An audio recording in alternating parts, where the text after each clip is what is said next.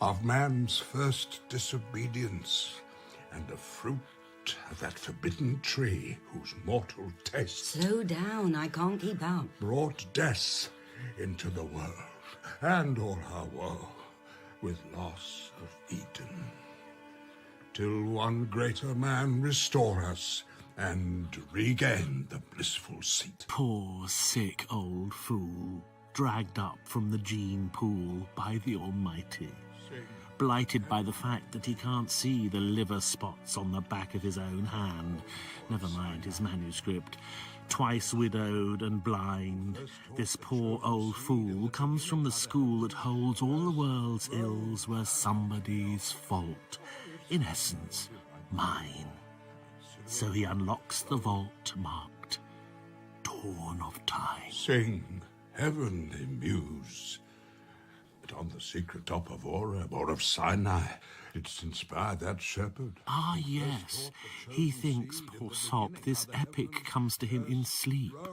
Delivered by a muse he calls Urania, but I call her Despair, a mania brought on by grief and his unshakable belief in the goodness of his Lord. Fast by the oracle of God, I thence invoke thy aid to my adventurous song, that with no middle flight intends to soar above the Aeonian mount, while it pursues... Tell your muse to slow it down. I need more ink. This song pursues things unattempted yet, in prose or rhyme. Yes, rhyme, except that he disdains such sounds, calls them mere jingling, like the chains that bind him to his suffering. Oh, give me strength. He tells my story with 1/10 of the injustice I endured. Book the first begins in hell's flame lake. Of all the liberties to take, this was the worst. Oh, that to the height of this great argument I may assert eternal providence, and justify the ways of God to men.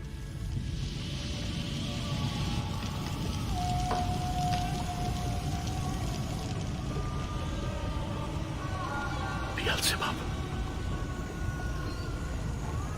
Beelzebub. If thou beest he.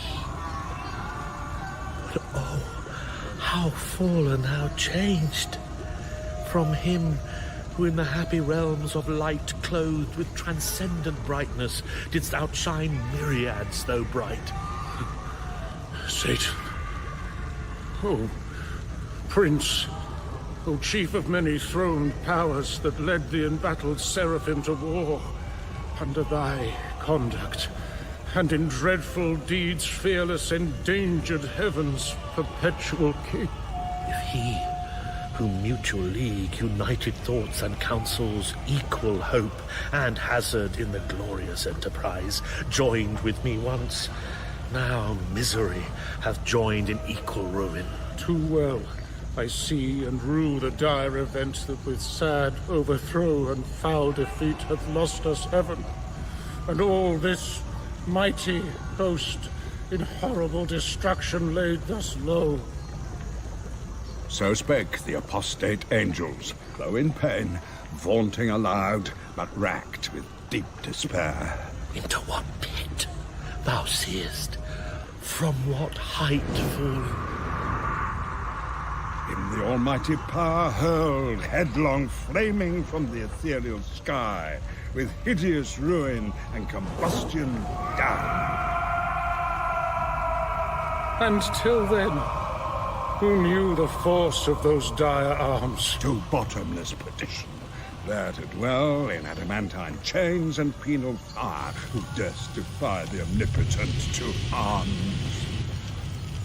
9 times the space that measures day and night to mortal men, he with his horrid crew lay vanquished, rolling in the fiery gulf, confounded though immortal. Oh, how unlike the place from whence they fell. Farewell, happy fields, where joy forever dwells. Hail, horrors!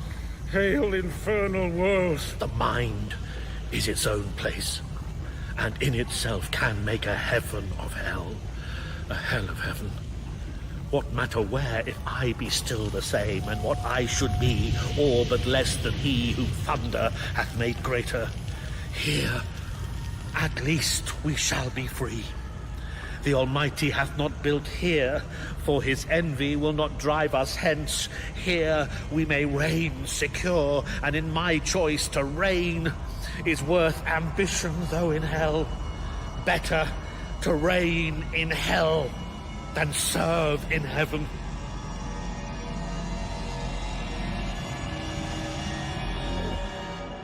So stretched out huge in length, the arch-fiend lay chained on the burning lake, nor ever thence had risen or heaved his head, but that the will and high permission of all ruling heaven left him at large to his own dark designs. Yes, left him at large to his own dark designs, that with reiterated crimes he might heap on himself damnation, while he sought evil to others, and enraged might see how all his malice served but to bring forth infinite goodness, grace, and mercy shown on man, by him seduced, but on himself treble confusion, wrath, and vengeance poured.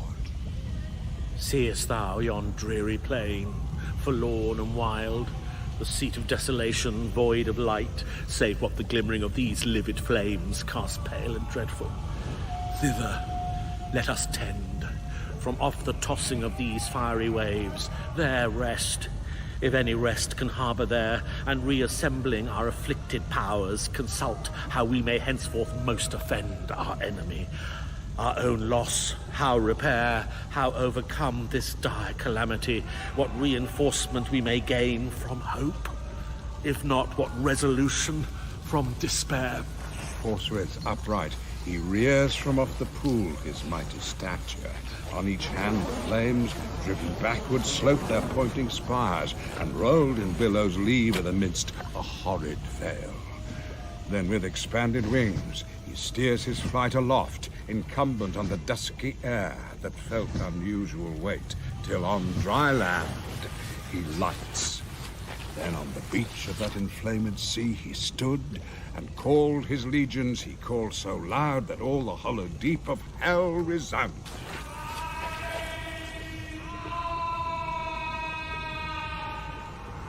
And to their general's voice they soon obeyed, innumerable. O myriads of immortal spirits, O powers matchless, but with the Almighty, and that strife was not inglorious, though the event was dire, as this place testifies, and this dire change hateful to utter. But the power of mind, foreseeing or presaging from the depth of knowledge past or present, could have feared how such united force of gods, how such as stood like these, could ever know repulse. For who can yet believe, though after loss, that all these puissant legions, whose exile hath emptied heaven, shall fail to reascend, self-raised, and repossess their native seat? For me, be witness all the host of heaven, if counsels different or danger shunned by me have lost our hopes.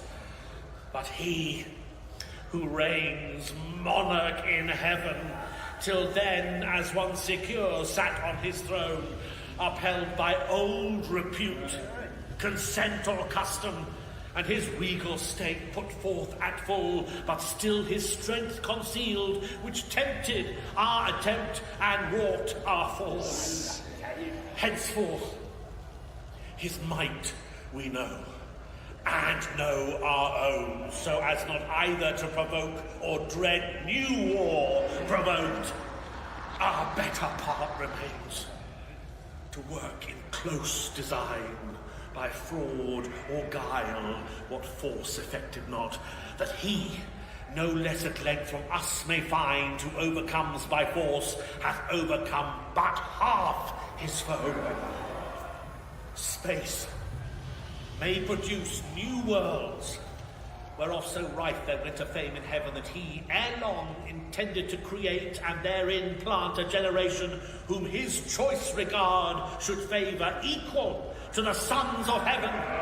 Thither, if but to pry, shall be perhaps our first eruption. Thither or elsewhere. For this infernal pit shall never hold celestial spirits in bondage, nor the abyss long under darkness cover. But these thoughts, full counsel must mature. Peace is despaired, for who can think submission? War then war, open or understood, must be resolved.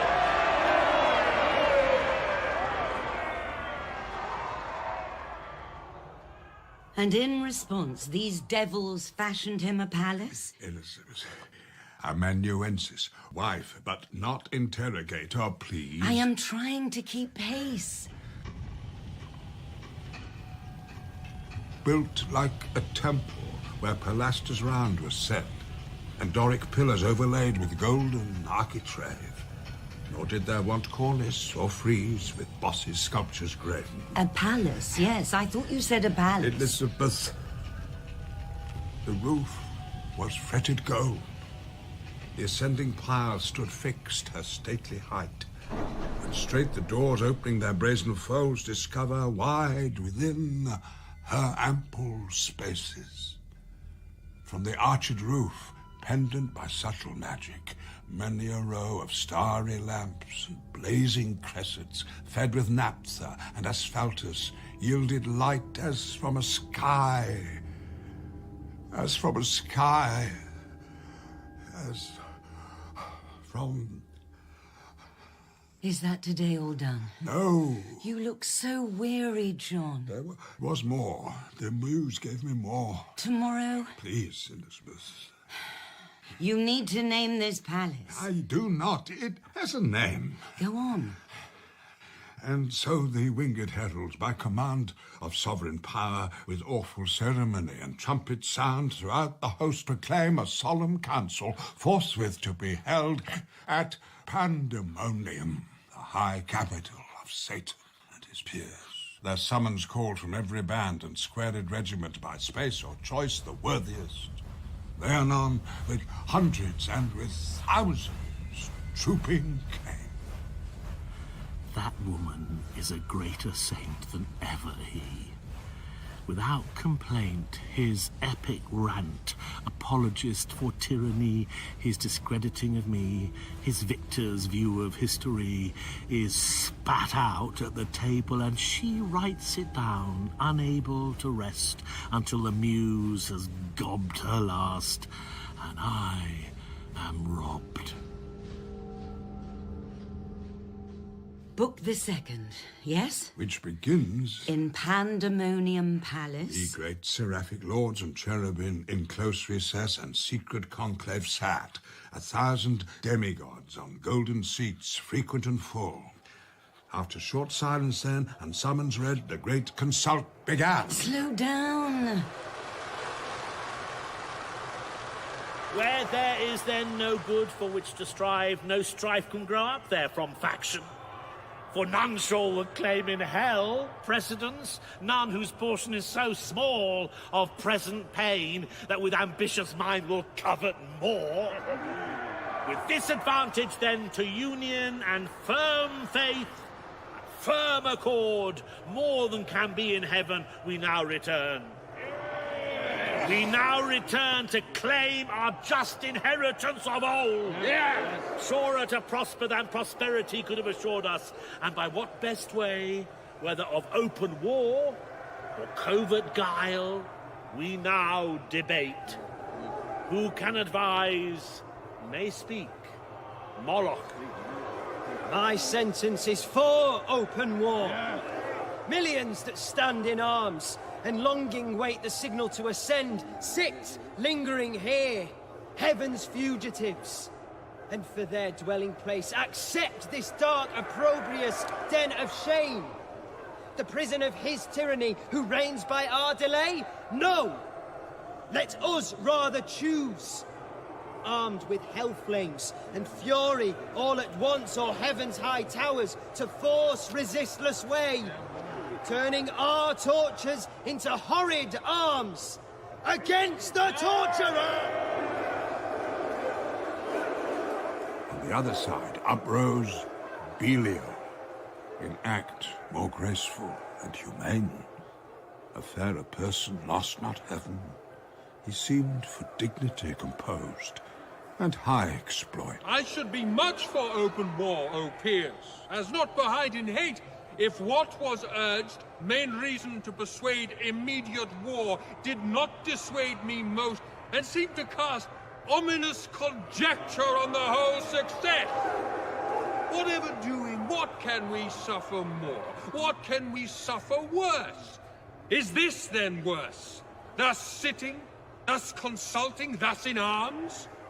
What when we fled amain, pursued and struck with heaven's afflicting thunder, and besought the deep to shelter us? This hail then seemed a refuge from those wounds. Or when we lay, chained on the burning lake, that sure was worse. What if the breath that kindled those grim fires awake should blow them into sevenfold rage, and plunge us in the flames, while we perhaps, designing or exhorting glorious war, caught in a fiery tempest shall be hurled, each on his rock transfixed, the sport and prey of racking whirlwinds, or forever sunk under yon boiling ocean, wrapped in chains, there to converse with everlasting groans, unrespited, unpitied, unreprieved, ages of hopeless end. This would be worse. War, therefore, open or concealed alike, my voice dissuades.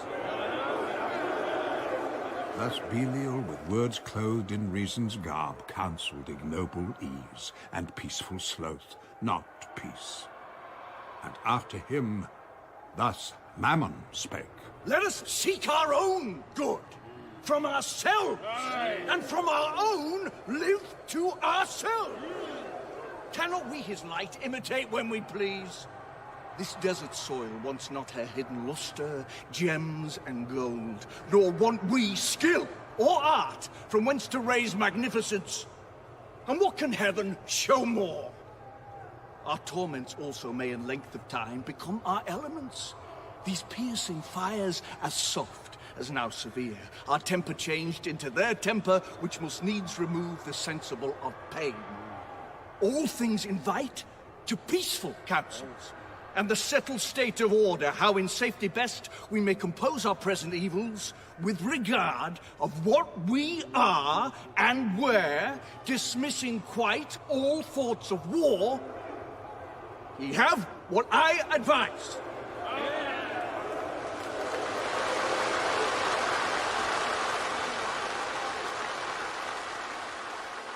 Such applause was heard as Mammon ended, and his sentence pleased, advising peace.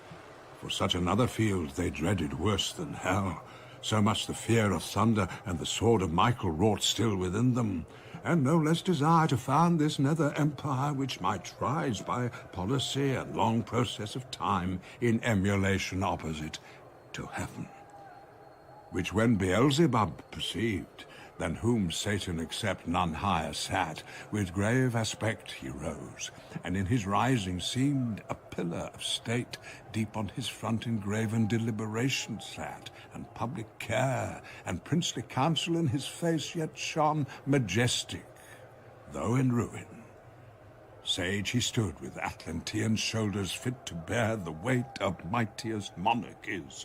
His look drew audience and attention, still as night, or summer's noontide air. While thus he spake. Audience and attention. I've lost my thread again, John. Drew audience and attention still as night, for summer's noontide air, while thus he spake. So Beelzebub is going to stand against war? And peace, yes. He stands against war and peace. He counsels pure revenge, so deep a malice to confound the race of mankind in one root, and earth with hell to mingle and involve, done all to spite the great Creator. Another world. The happy seat of some new race called man. About this time to be created, like to us, though less in power and excellence, but favoured more of him who rules above. Humanity. A blight, with neither cause nor purpose, for which the only cure is right redress. This place may lie exposed the utmost border of his kingdom, left to their defence who hold it. Here, perhaps, some advantageous act may be achieved by sudden onset. Either hellfire to waste his whole creation, or possess all as our own, and drive as we were driven, the puny habitants, or, if not drive, seduce them to our party, that their God may prove their foe, and with repenting hand abolish his own works. This would surpass common revenge, and interrupt his joy in our confusion, and our joy upraise in his disturbance, when his darling sons, hurled headlong to partake with us, shall curse their frail originals and faded bliss. Faded so soon. Advise if this be worth attempting, or to sit in darkness here, hatching vain empires. Ah, Beelzebub, most loyal and subtle right-hand man. Very well. But first, whom shall we send in search of this new world? Whom shall we find sufficient? Who else would you send?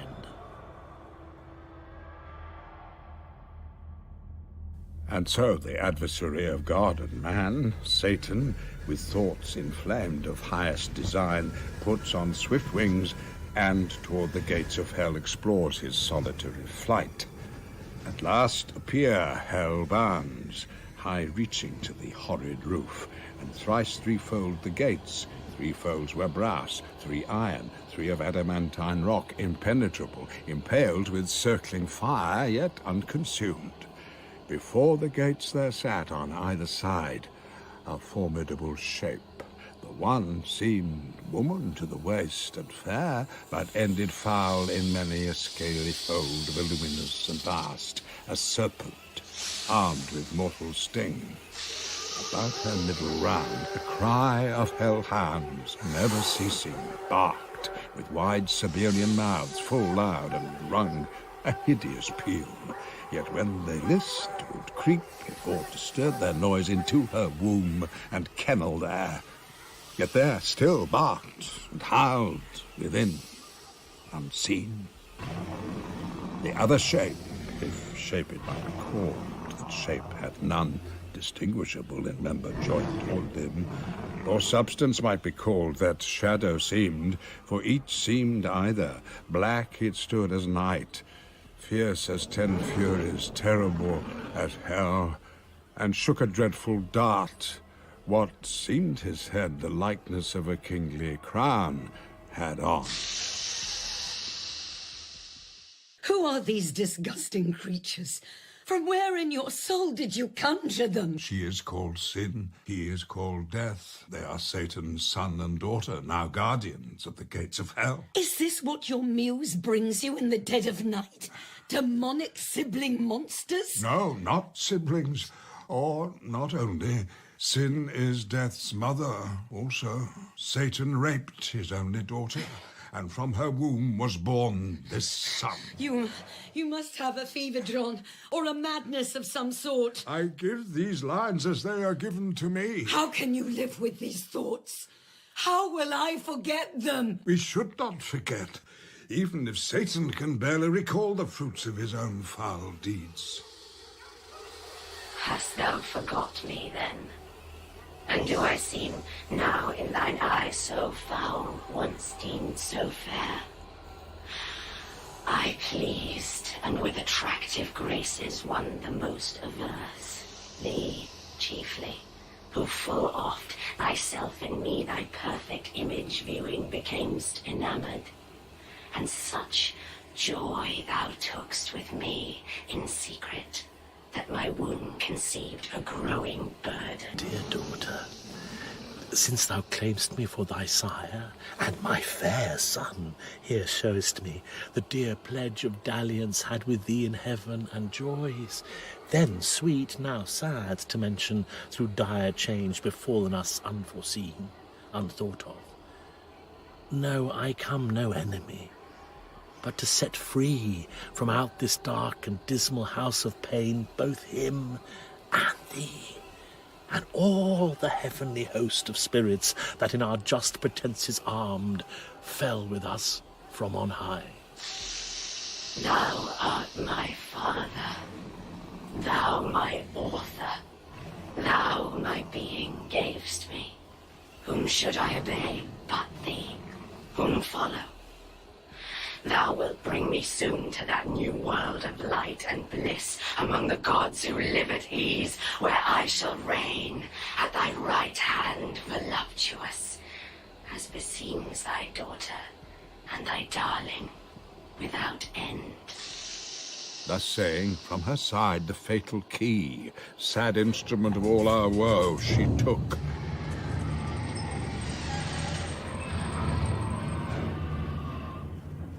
So Satan, with less toil and now with ease, wafts on the calmer wave by a dubious light, and like a weather-beaten vessel holds gladly the port, though shrouds and tackle torn, or in the emptier waste, resembling air, waves his spread wings at leisure to behold, far off, the imperial, extended wide in circuit undetermined, square or round, with opal towers and battlements adorned of living sapphire, once his native seat, and pass by, hanging in a golden chain, this pendant world, in bigness as a star of smallest magnitude close by the moon.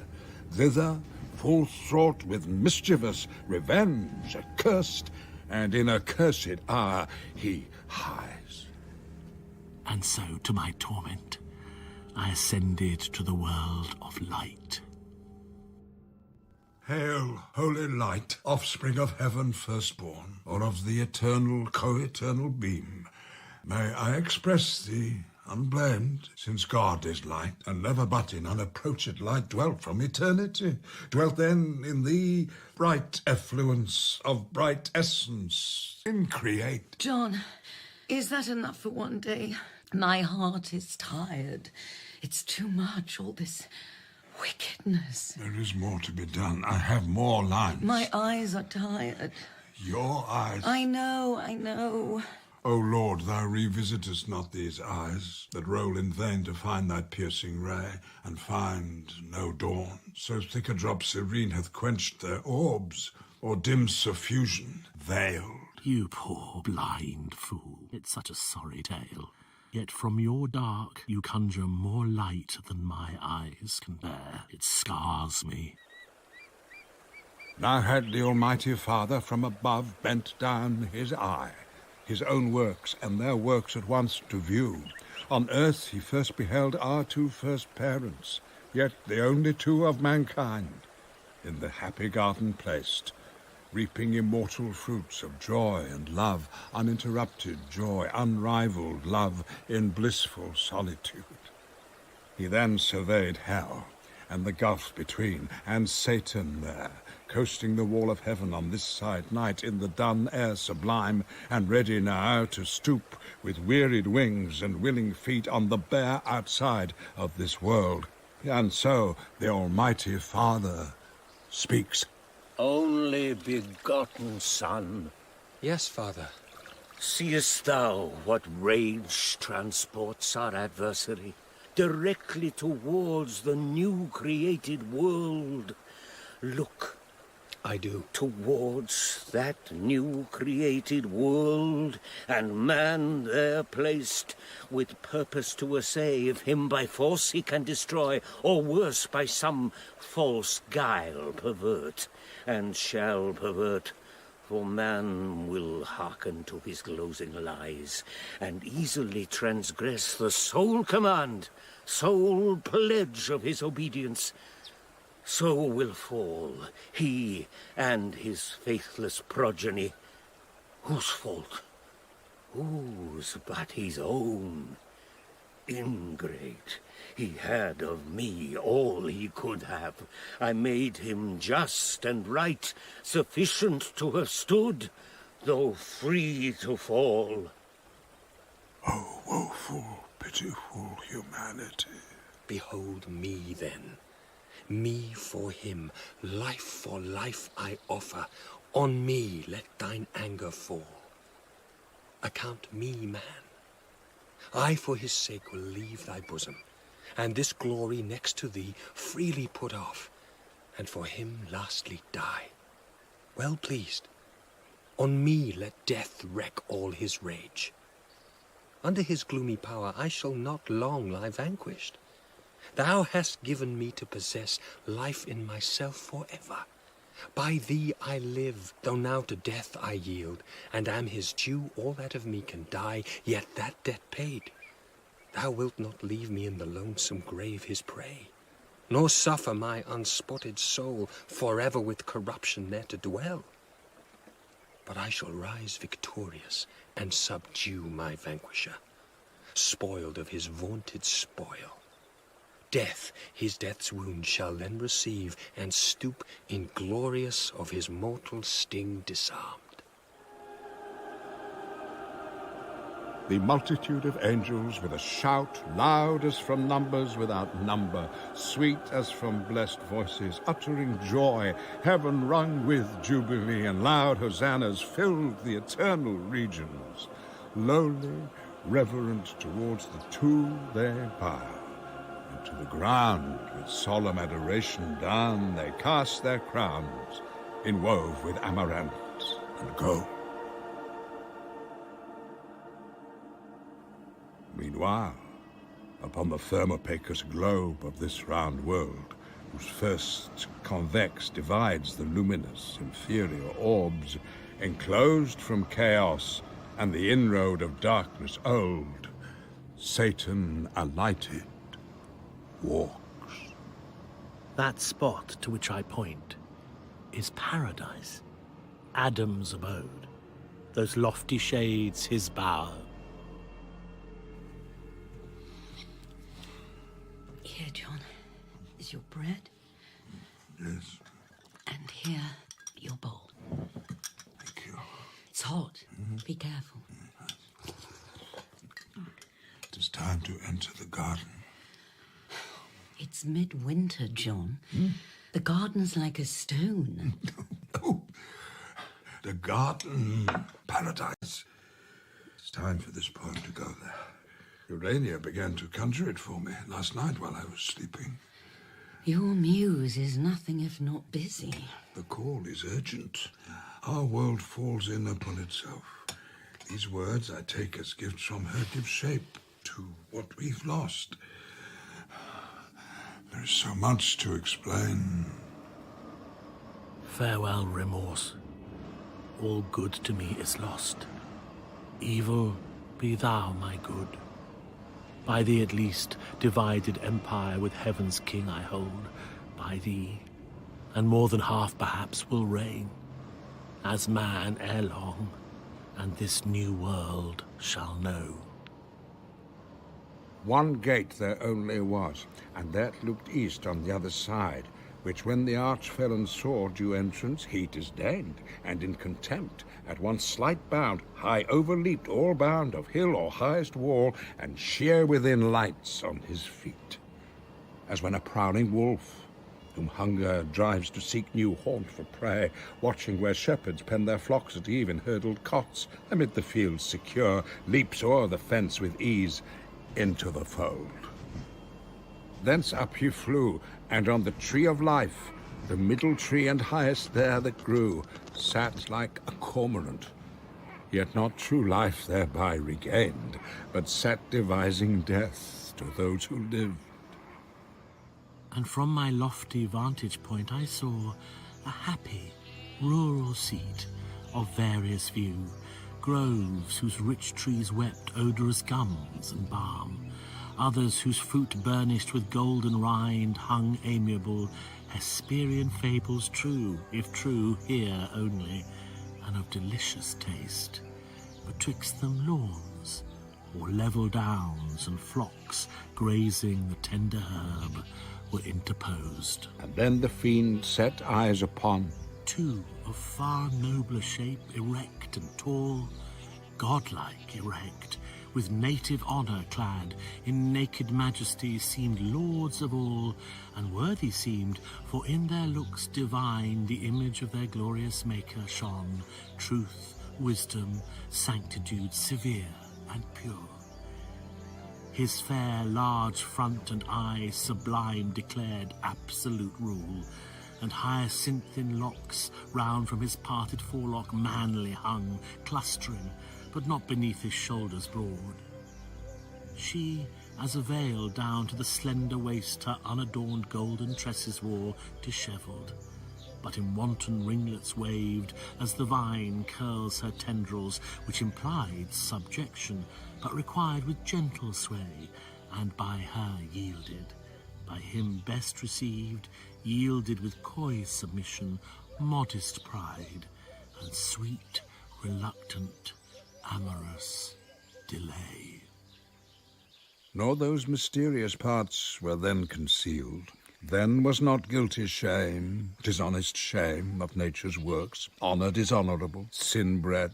How have ye troubled all mankind with shows instead, mere shows of seeming pure, and banished from man's life his happiest life, simplicity and spotless innocence, so passed they naked on, nor shunned the sight of God or angel, for they thought no ill.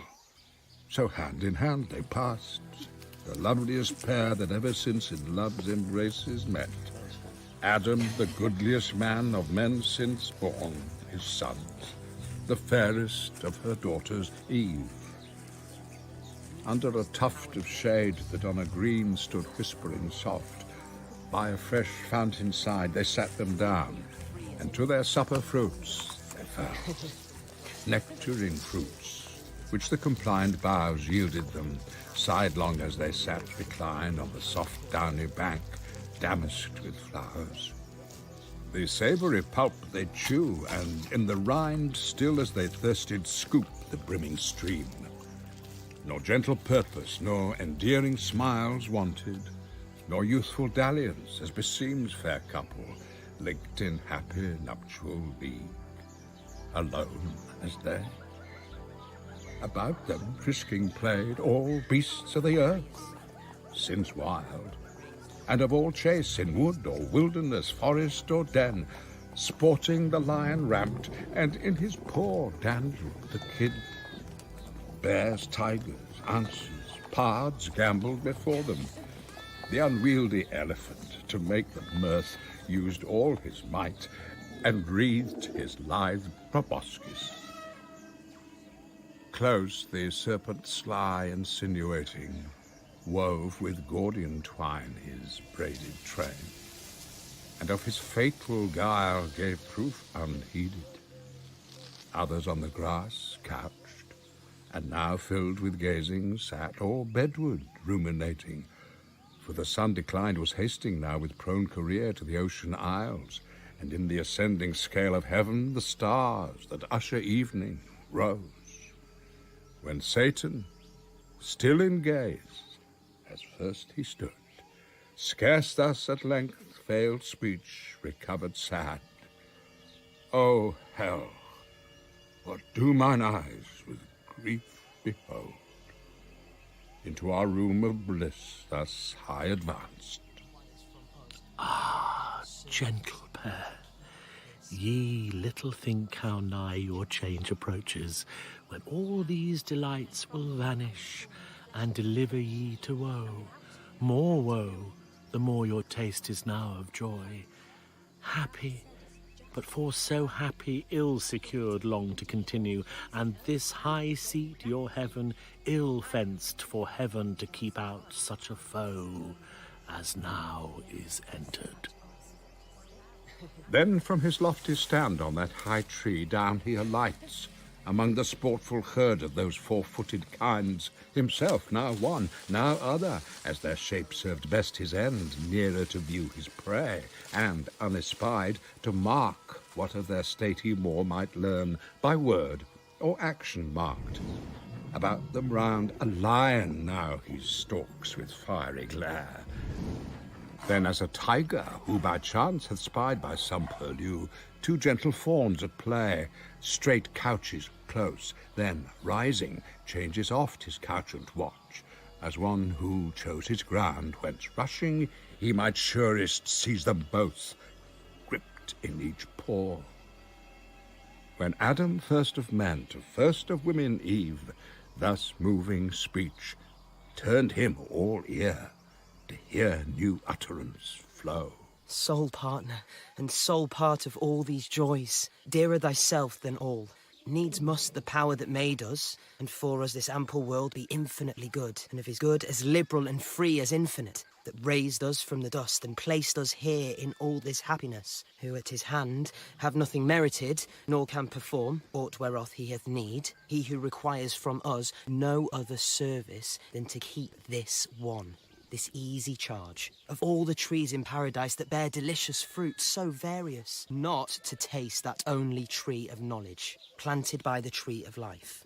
So let us ever praise God, and extol his bounty, following our delightful task to prune these growing plants and tend these flowers, which, were it toilsome, yet with thee were sweet. To whom thus Eve replied, O thou, for whom and from whom I was formed, flesh of thy flesh, and without whom am to no end, my guide and head, what thou hast said is just and right. For we to him indeed all praises owe, and daily thanks. I chiefly, who enjoy so far the happier lot, enjoying thee, preeminent by so much odds, while thou, like consort to thyself, canst nowhere find. So spake our general mother, and with eyes of conjugal attraction unreproved, and meek surrender, half embracing, leaned on our first father. Half her swelling breast naked met his, under the flowing gold of her loose tresses hid.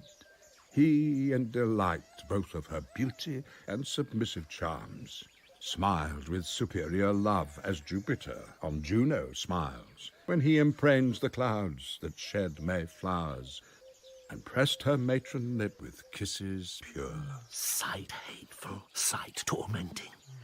Thus these two, imparadised in one another's arms, the happier Eden, shall enjoy their fill of bliss on bliss, while I to hell am thrust, where neither joy nor love, but fierce desire, among our other torments not the least, still unfulfilled with pain of longing pines.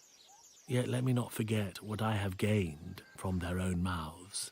All is not theirs, it seems. One fatal tree there stands, of knowledge called, forbidden them to taste. Knowledge, forbidden, suspicious, reasonless. Why should their Lord envy them that? Can it be sin to know? Can it be death? And do they only stand by ignorance? Is that their happy state, the proof of their obedience and their faith? O fair foundation laid, whereon to build their ruin. Hand in hand alone they passed on to their blissful bower. It was a place chosen by the sovereign planter when he framed all things to man's delightful use. The roof of thickest covert was in woven shade laurel and myrtle, and what higher grew of firm and fragrant leaf. On either side acanthus, and each odorous bushy shrub fenced up the verdant wall. Each beauteous flower, iris, all hues, roses and jessamine, reared high their flourished heads between, and wrought mosaic. Underfoot the violet, crocus and hyacinth, with rich inlay broidered the ground, more coloured than with stone of costliest emblem. Other creature here, beast, bird, insect, or worm, durst enter none. Such was their awe of man. Thus at their shady lodge arrived, both stood, both turned, and under open sky adored the God that made both sky, air, earth, and heaven, which they beheld. The moon's resplendent globe and starry pole, thou also madest the night, maker omnipotent, and thou the day, which we in our appointed work employed, have finished happy in our mutual help and mutual love, the crown of all our bliss, ordained by thee, and this delicious place for us too large, where thy abundance once partakers, and uncropped falls to the ground. But thou hast promised from us to a race, to fill the earth, who shall with us extol thy goodness infinite, both when we wake and when we seek, as now thy gift of sleep. Amen.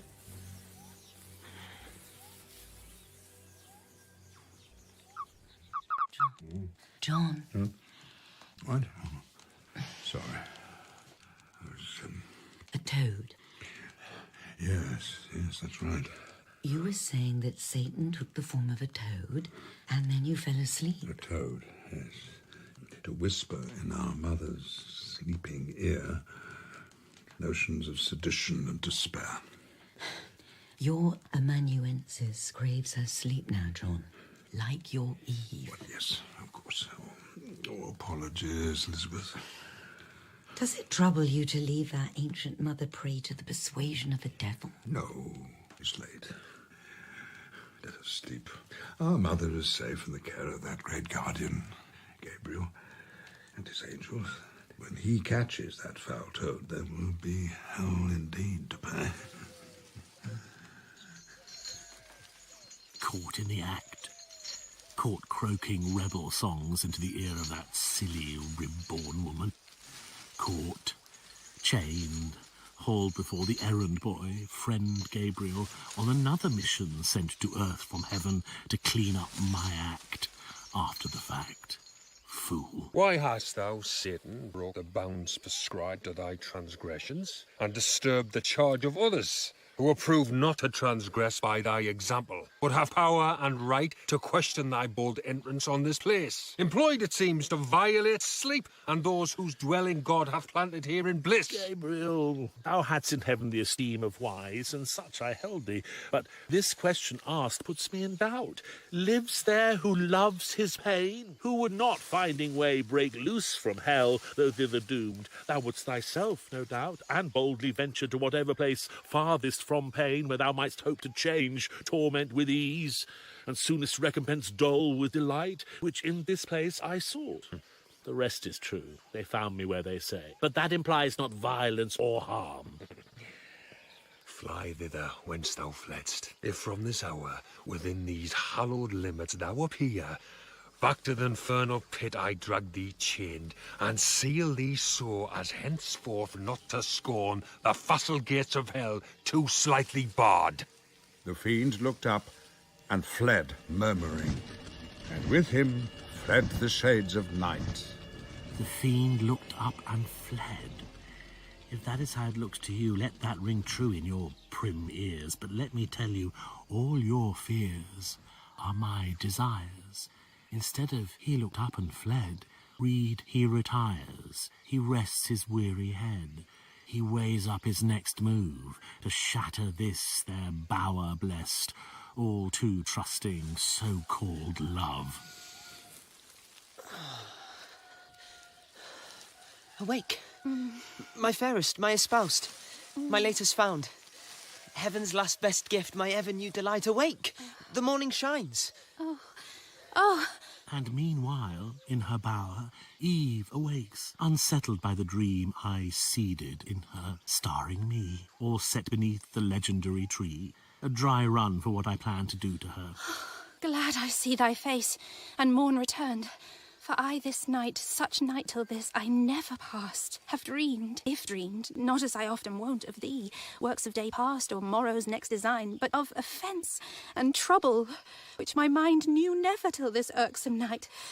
Methought, close at mine ear, one called me forth to walk, with gentle voice. I thought it thine.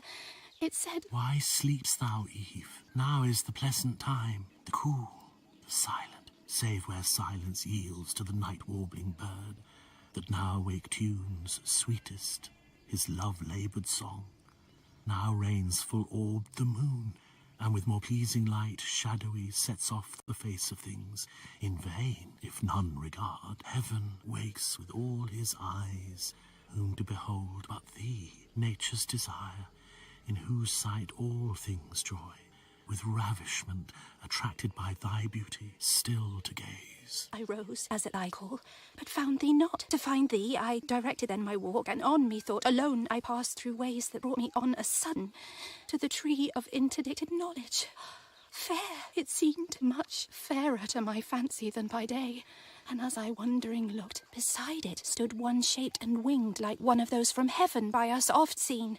His dewy locks distilled ambrosia. On that tree he also gazed, and "O fair plant," said he, with fruits surcharged, deigns none to ease thy load and taste thy sweet, nor God, nor man.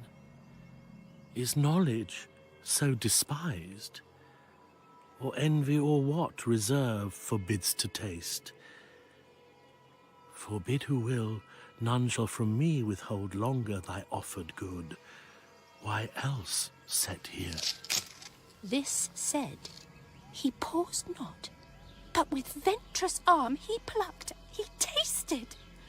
Me, damp horror chilled at such bold words, vouched with a deed so bold. But he thus overjoyed.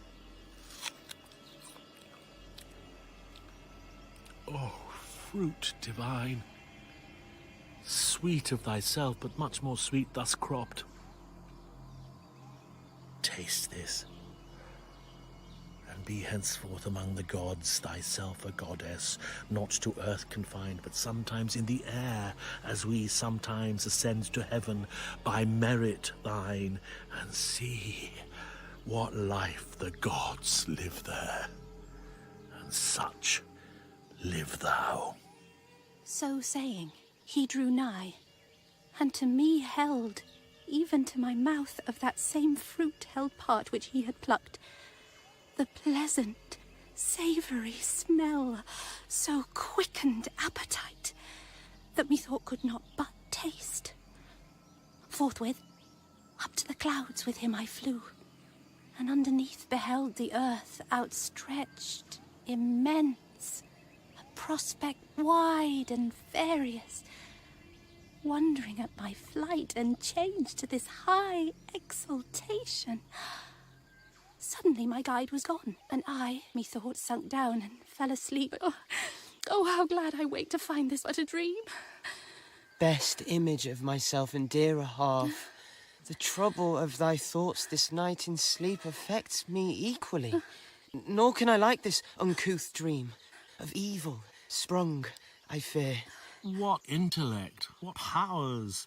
Evil into the mind of God or man may come and go so unapproved, and leave no spot or blame behind, which gives me hope that what in sleep thou didst abhor to dream, waking thou never wilt consent to do. What foolish, all-consuming trust! So cheered he his fair spouse, and she was cheered, but silently a gentle tear let fall from either eye, and wiped them with her hair. Be not disheartened, then, nor cloud those looks that wont to be more cheerful and serene than when fair morning first smiles on the world.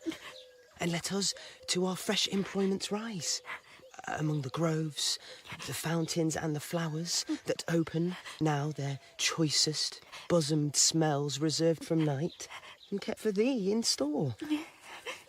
Unto their morning's rural work they haste, among sweet dews and flowers, where any row of fruit trees over woody reach too far their pampered boughs, and needed hands to check fruitless embraces, or they led the vine to wed her elm. She spoused, about him twines her marriageable arms, and with her brings her dower, the adopted clusters to adorn his barren leaves.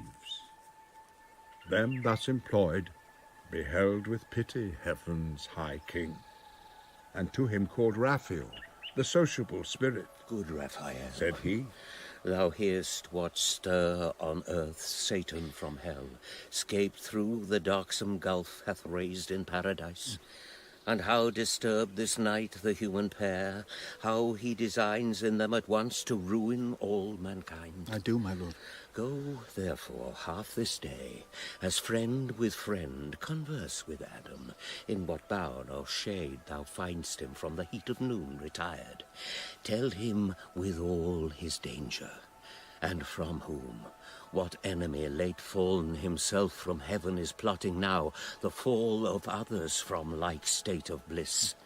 By violence, no, for that shall be withstood, but by deceit and lies. This let him know, lest wilfully transgressing he pretend surprisal, unadmonished, unforewarned. It will be done, Lord. Like I said, the errand boy. Thank you, my dear. I'm replete.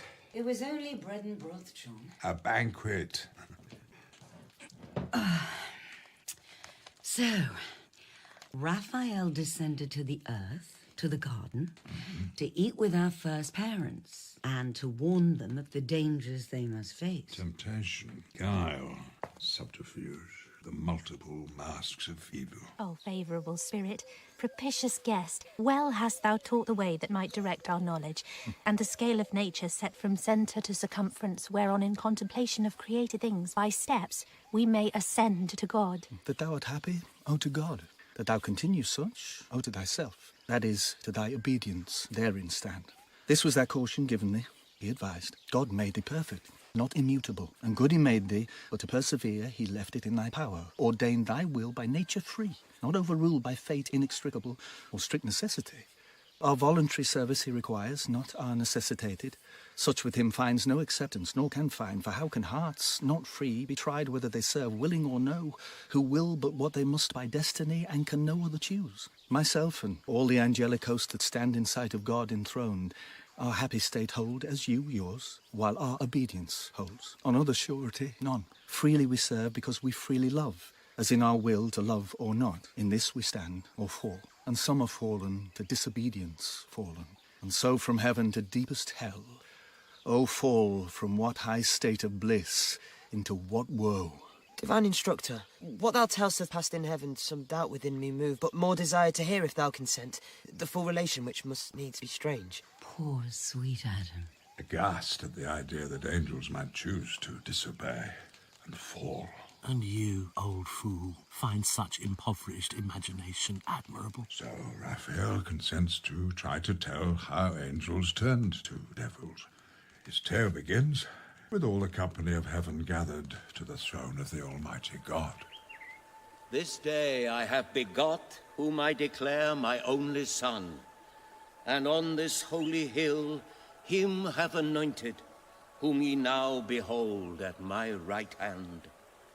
Your head I him appoint, kingship and royal succession, and by myself have sworn to him shall bow all knees in heaven, and shall confess him Lord.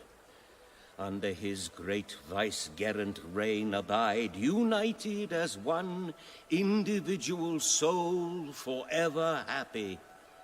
Him who disobeys me disobeys, breaks union, and that day cast out from God, and blessed vision falls into utter darkness, deep engulfed, his place ordained without redemption, without end. So spake the Omnipotent, and with his words all seemed well pleased. All seemed, but were not all. That day, as other solemn days, they spent in song and dance about the sacred hill. Forthwith from dance to sweet repast they turned, desirous, all in circles as they stood, Tables are set, and on a sudden piled with angels' food, and ruby nectar flows. Now when ambrosial night with clouds exhaled and roseate dews disposed all but the unsleeping eyes of God to rest, by living streams among the trees of life, pavilions numberless and sudden-reared celestial tabernacles where they slept, fanned with cool winds, save those who in their course melodious hymns about the sovereign throne alternate all night long. But not so waits Satan. So call him now, his former name is heard no more in heaven.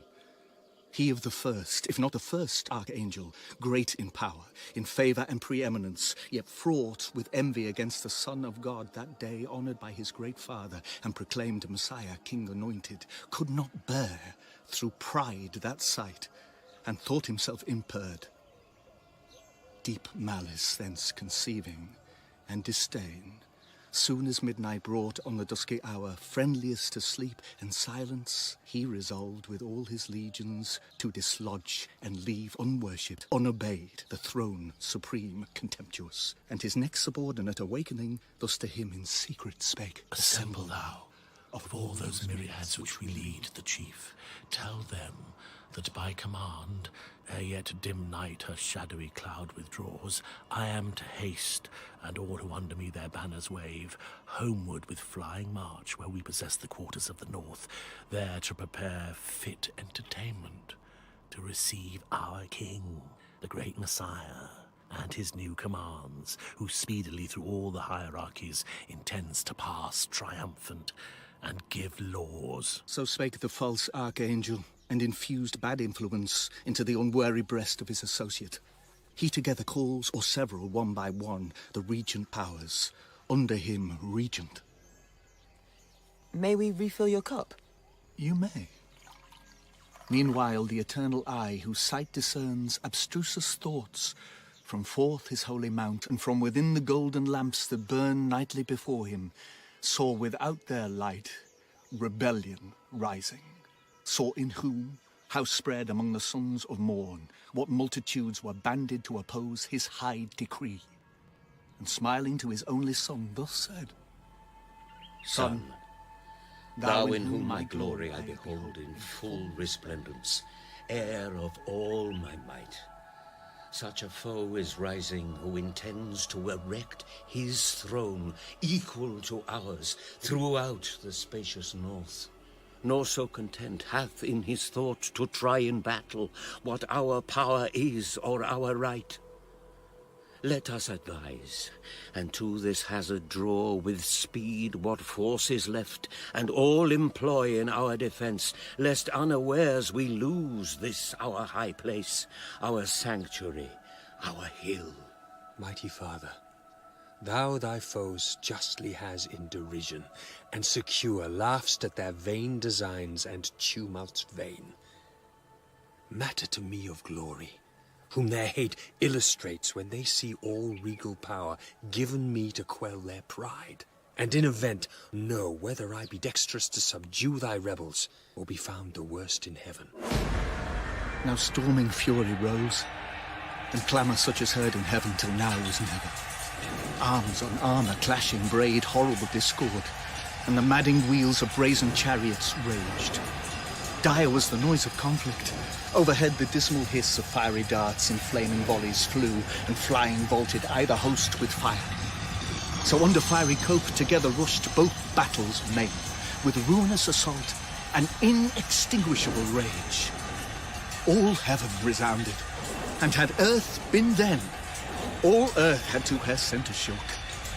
What wonder, when millions of fierce encountering angels fought on either side, the least of whom could wield these elements and arm him with the force of all their regions, until Satan came face to face. Until I came face to face, shield to shield, blade to blade, breath to breath, with the adversary I hoped I'd never meet.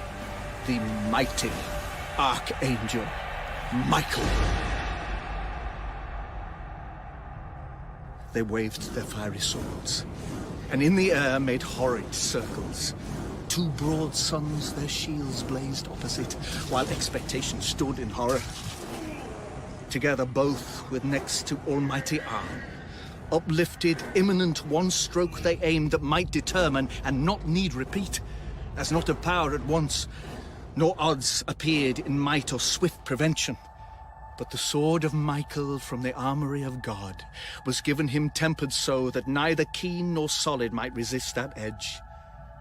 It met the sword of Satan with steep force to smite descending, and in half cut sheer, nor stayed, but with swift wheel reverse, deep entering shard all his right side. Then Satan first knew pain, and writhed him to and fro convolved, so sore the griding sword with discontinuous wound passed through him.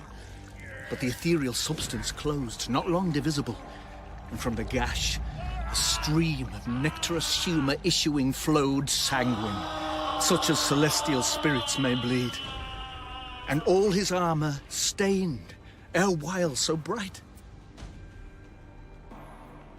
Forthwith on all sides to his aid was run by angels many and strong, who interposed defence, while others bore him on their shields back to his chariot, where it stood retired from off the files of war. There they him laid, gnashing for anguish and despite and shame, to find himself not matchless, and his pride humbled by such rebuke so far beneath his confidence to equal God in power. Yet soon I healed, for spirits that live throughout, vital in every part, not as frail man in entrails, heart or head, liver or reins, cannot but by annihilating die. Now night her course began, and over heaven inducing darkness, grateful truce imposed, and silence on the odious din of war. Not quite silence, not quite truce. My armies were discovering new alchemies. In a moment up they turned wide the celestial soil, and saw beneath the originals of nature in their crude conception. Sulphurous and nitrous foam they found, they mingled, and with subtle art, concocted and adusted they reduced to blackest grain, and into store conveyed. Part-hidden veins digged up, nor had this earth entrails unlike of mineral and stone, whereof to found their engines and their balls of missive ruin. Part incentive reed provide, pernicious with one touch to fire.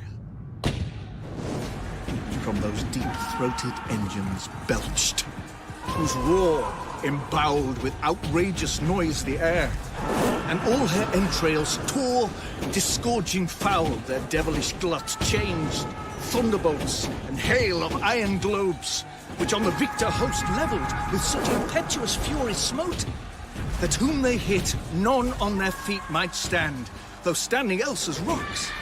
But down they fell by thousands, angel on archangel rolled. Stop, John! I cannot keep pace! Ah, yes.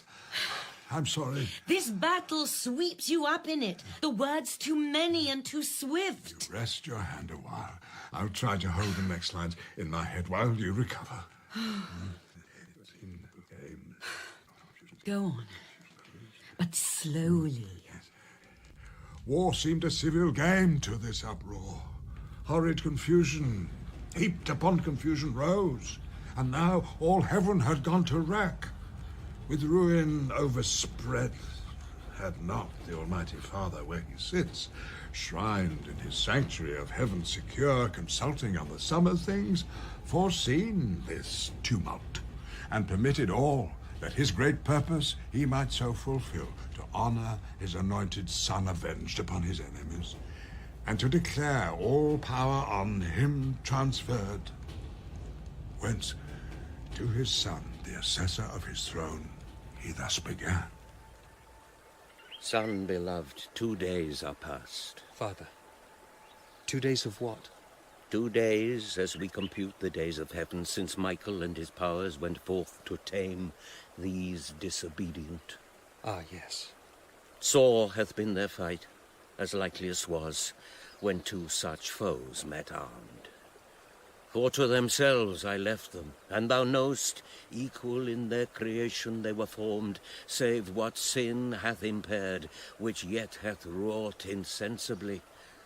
For I suspend their doom, whence in perpetual fight they needs must last endless, and no solution will be found. War, wearied war, hath performed what war can do, and to disordered rage let loose the reins. How long will you let this battle rage? 2 days already past. The third is thine. I see. For thee I have ordained it, and thus far have suffered, that the glory may be thine, of ending this great war, since none but thou can end it. Whatever you ask of me, Father, it is done. Go then, thou mightiest in thy father's might. Ascend my chariot. Guide the rapid wheels that make heaven's basis. Bring forth all my war.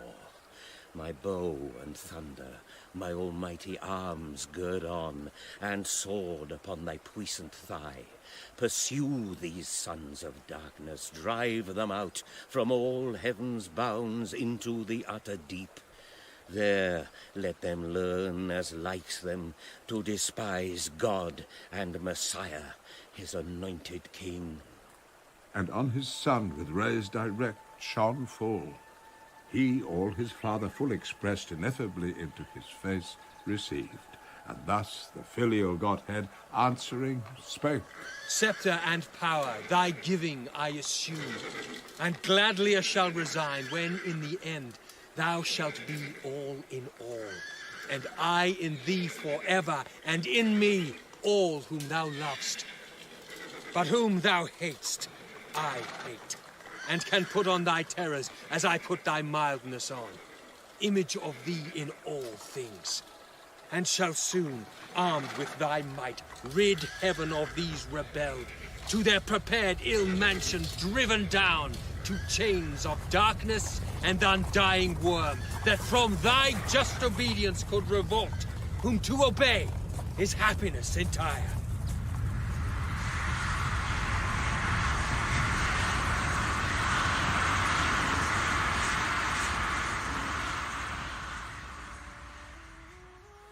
The third sacred morn began to shine, dawning through heaven.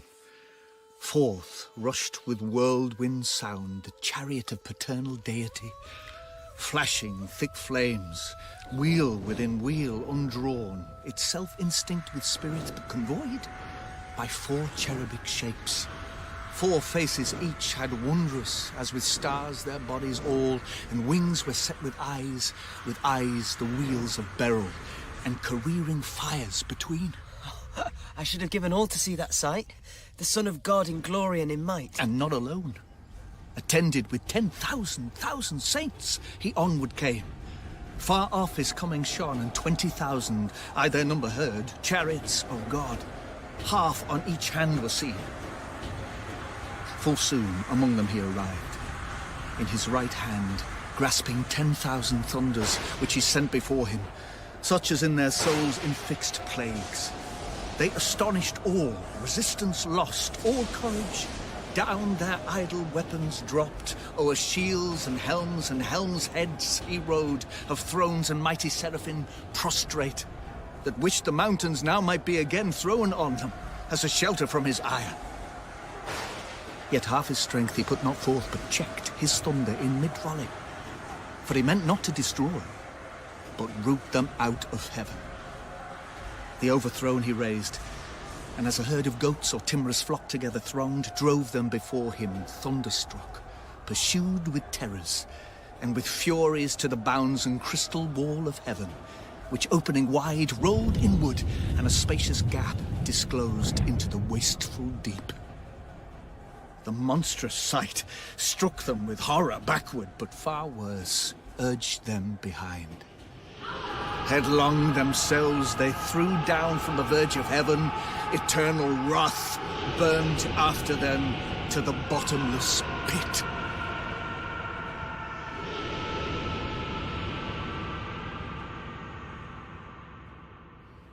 "9 days they fell, you say? 9 days they fell. Confounded chaos roared. That is a long, long fall. Hell, at last, yawning received them whole, and on them closed.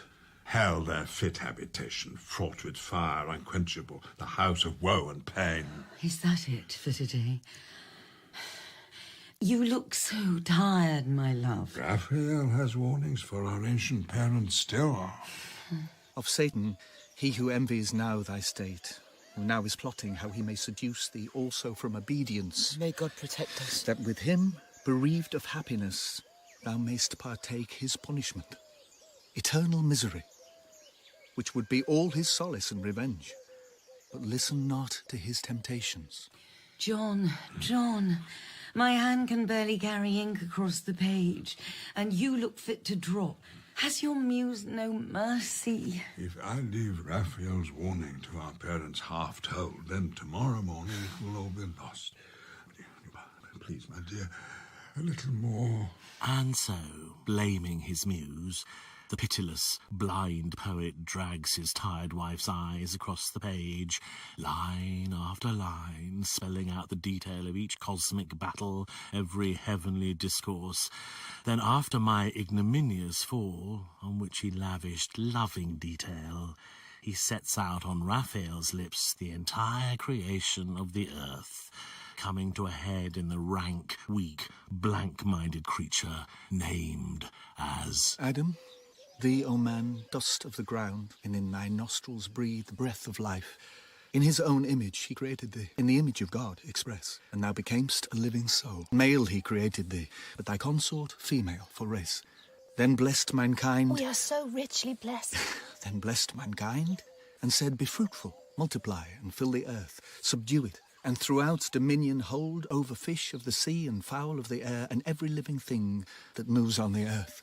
Wherever thus created, for no place is yet distinct by name, thence, as thou knowst, he brought thee into this delicious grove, this garden planted with trees of God, delectable both to behold and taste. Please, sir, eat as much as you desire. We gathered it for you. And freely all their pleasant fruit for food, gave thee all sorts a here, that all earth yields, variety without end.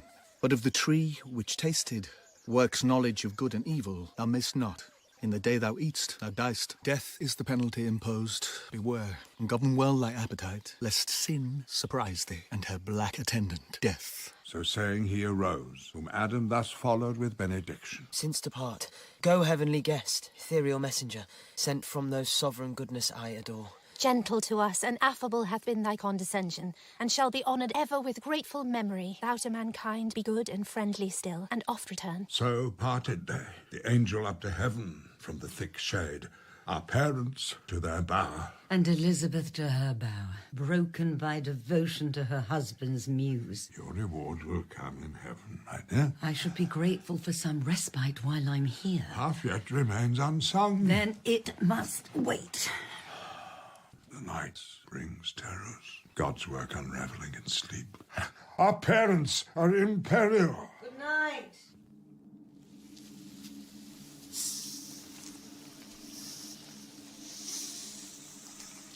O foul descent, that I, who erst contended with gods to sit the highest, am now constrained into a beast, and mixed with bestial slime, this essence to incarnate and imbrute that to the height of deity aspired. But what will not ambition and revenge descend to? Who aspires must down as low as high he soared, obnoxious first or last to basest things. Revenge, at first though sweet, bitter ere long back on itself recoils. Let it. I reck not, so it light well aimed, since higher I fall short on him who next provokes my envy, this new favourite of heaven, this man of clay, son of despite, whom us the more to spite, his maker raised from dust. Spite, then, with spite, is best repaid.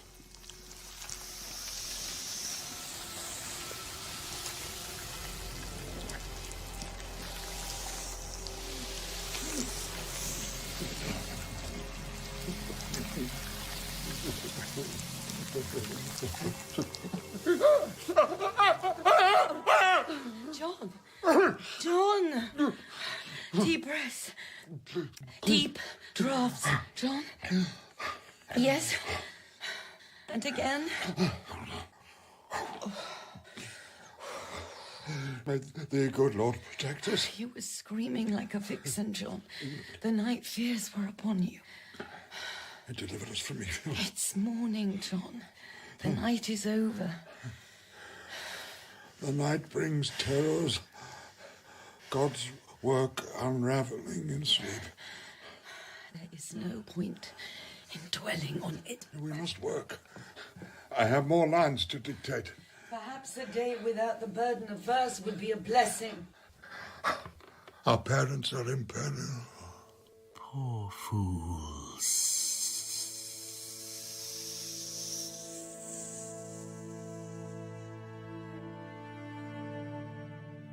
Milton was played by Ian McKellen, Elizabeth by Frances Barber, and Satan was Simon Russell Beale.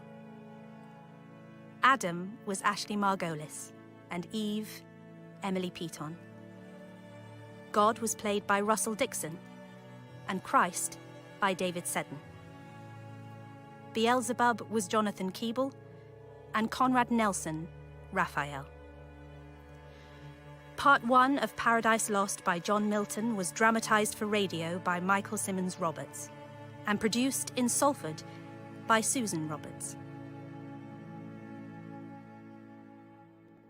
This video was uploaded to the channel, Thinking Out Loud. Please like, comment and subscribe to the Thinking Out Loud channel. Thank you. Paradise Lost by John Milton. Dramatised by Michael Symmons Roberts. Part 2. The banished one is back, for good and all. Very well, John. Your muse has gifted you again. It had better be worth it. I have never seen you so beset with terrors of the night. I wish I had some different words to give. They choke me. So cough them up. Better captured on my page than raging in your throat. Yes. Yes. We had left our first parents asleep in their bower. Warned by an angel about a certain visitor. Yes, asleep in their bower. My page is blank, John. When Satan, who late fled before the threats of Gabriel, out of Eden, now improved in meditated fraud and malice, bent on man's destruction, maugre what might hap of heavier on himself, fearless returned. Not exactly fled, more driven by the crazed, obsessive zeal of my opponents, withdrawn to heal my wounds and come again. Thus the orb he roamed with narrow search, and with inspection deep considered every creature, which of all most opportune might serve his wiles, and found... You know the form I took. One look at this sleek salamandrine letter S, this subterfuge, this subtlest of ground sliders, grass dividers, pool gliders, and I was sold.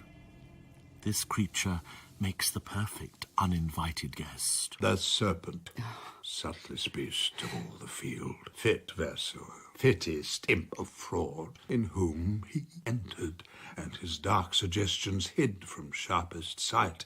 For in the wily snake, whatever slights none would suspicious mark, as from his wit and native subtlety proceeding, which in other beasts observed, doubt might beget of diabolic power, active within beyond the sense of brute. Our poor parents, so innocent, so unprepared for guile and guise. Their Maker gave them minds and hands and eyes, an angel to warn them of the devil's lies. But they knew only good. Poor fools.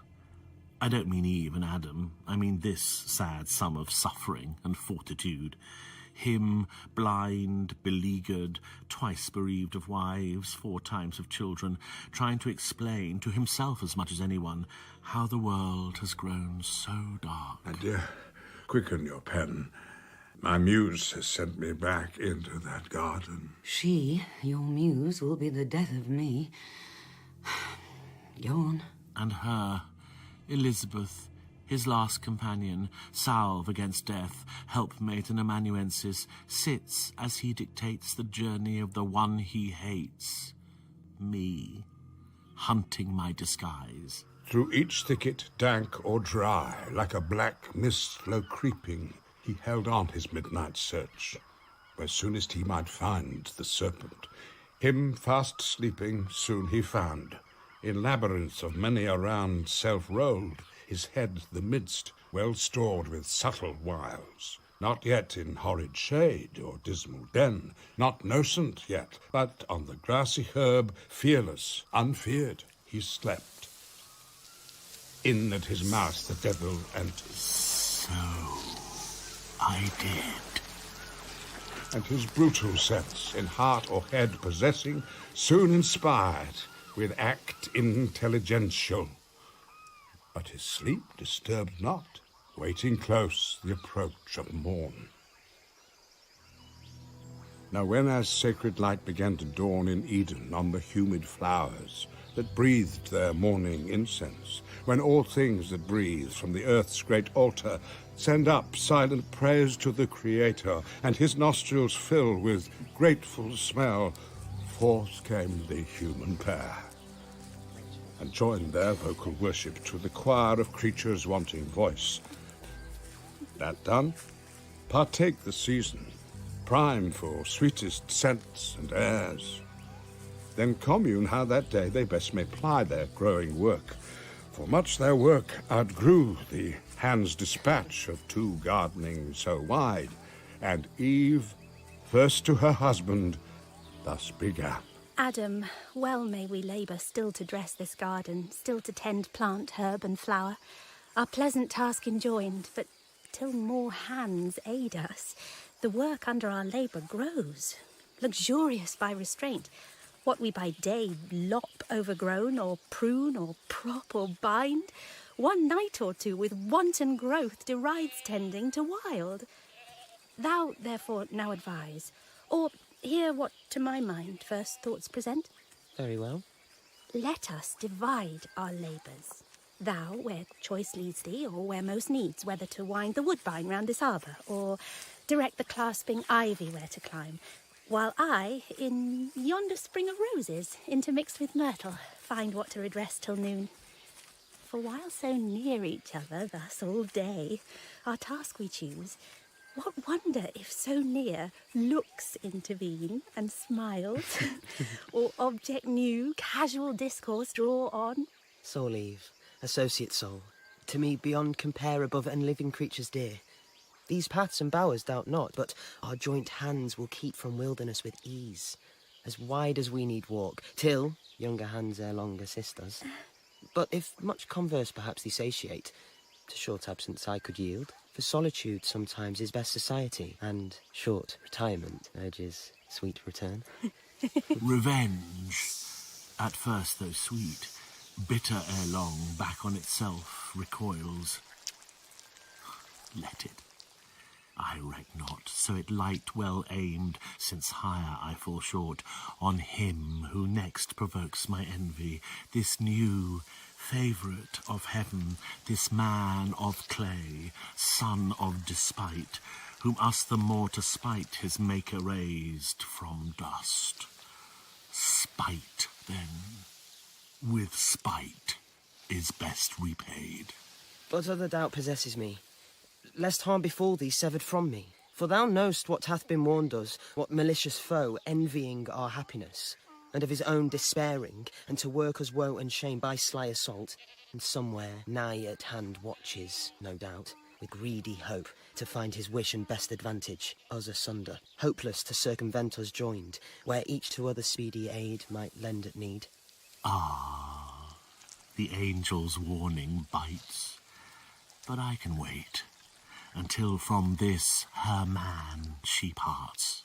The wife, Where danger or dishonour lurks, safest and seemliest by her husband stays, who guards her. That thou shouldst my firmness therefore doubt to God or thee, because we have a foe may tempt it, I expected not to hear.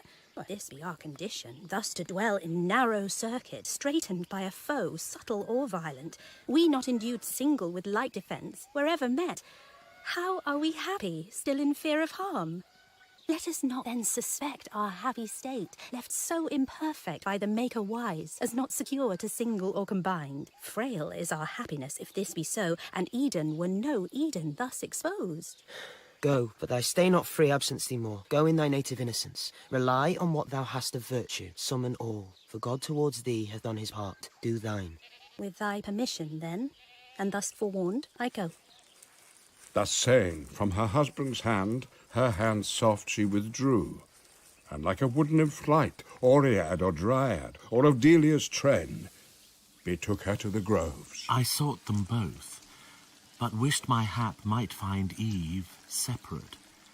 I wished, but not with hope of what so seldom chanced, when to my wish, beyond my hope, Eve separate I spied. So spake the enemy of mankind, enclosed in serpent, inmate bad, and toward Eve addressed his way, not with indented wave prone on the ground as since, but on his rear, circular base of rising folds that towered, fold above fold, a surging maze, his head crested aloft, and carbuncle his eyes.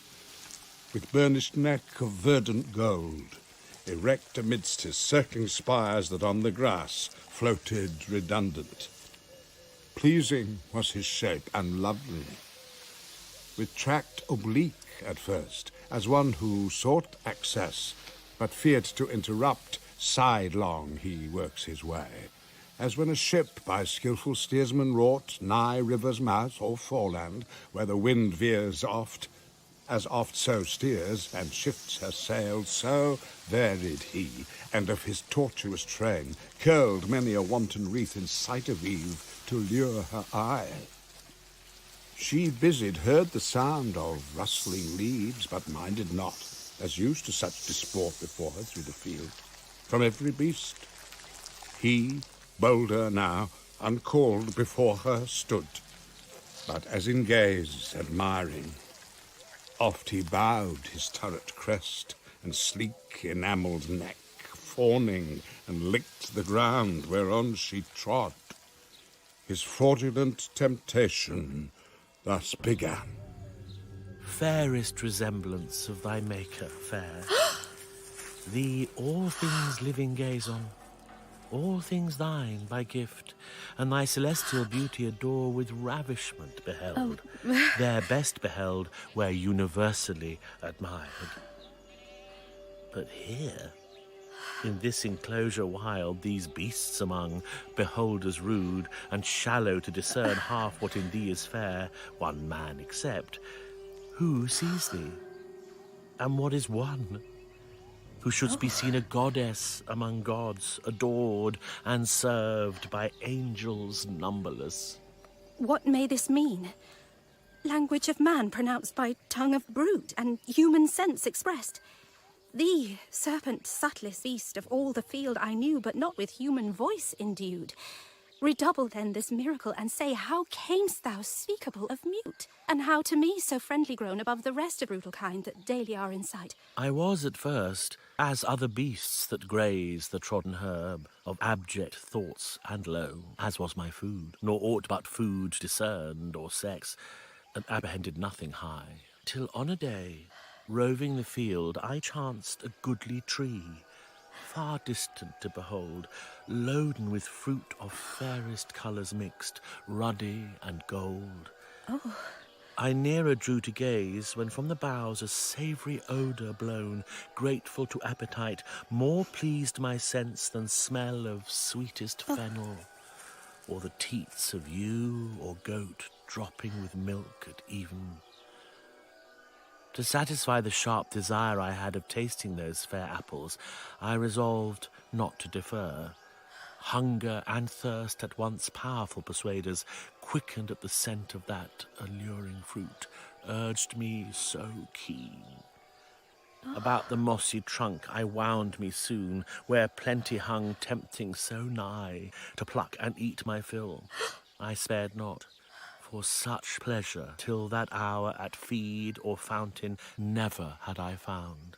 Sated at length, ere long I might perceive strange alteration in me, to degree of reason in my inward powers, and speech wanted not long, though to this shape retain.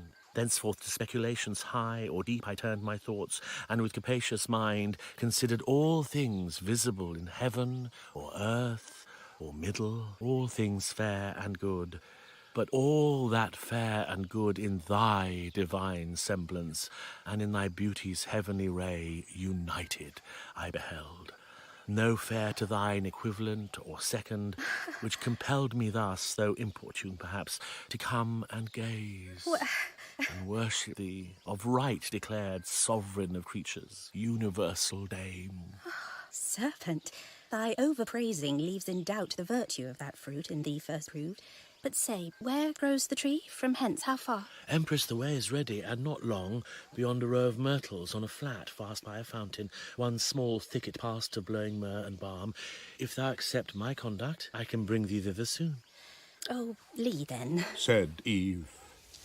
He, leading, swiftly rolled in tangles, and made intricate seem straight to mischief swift, and into fraud led Eve, our credulous mother, to the tree of prohibition, root of all our woe, which when she saw, thus to her guide she spake.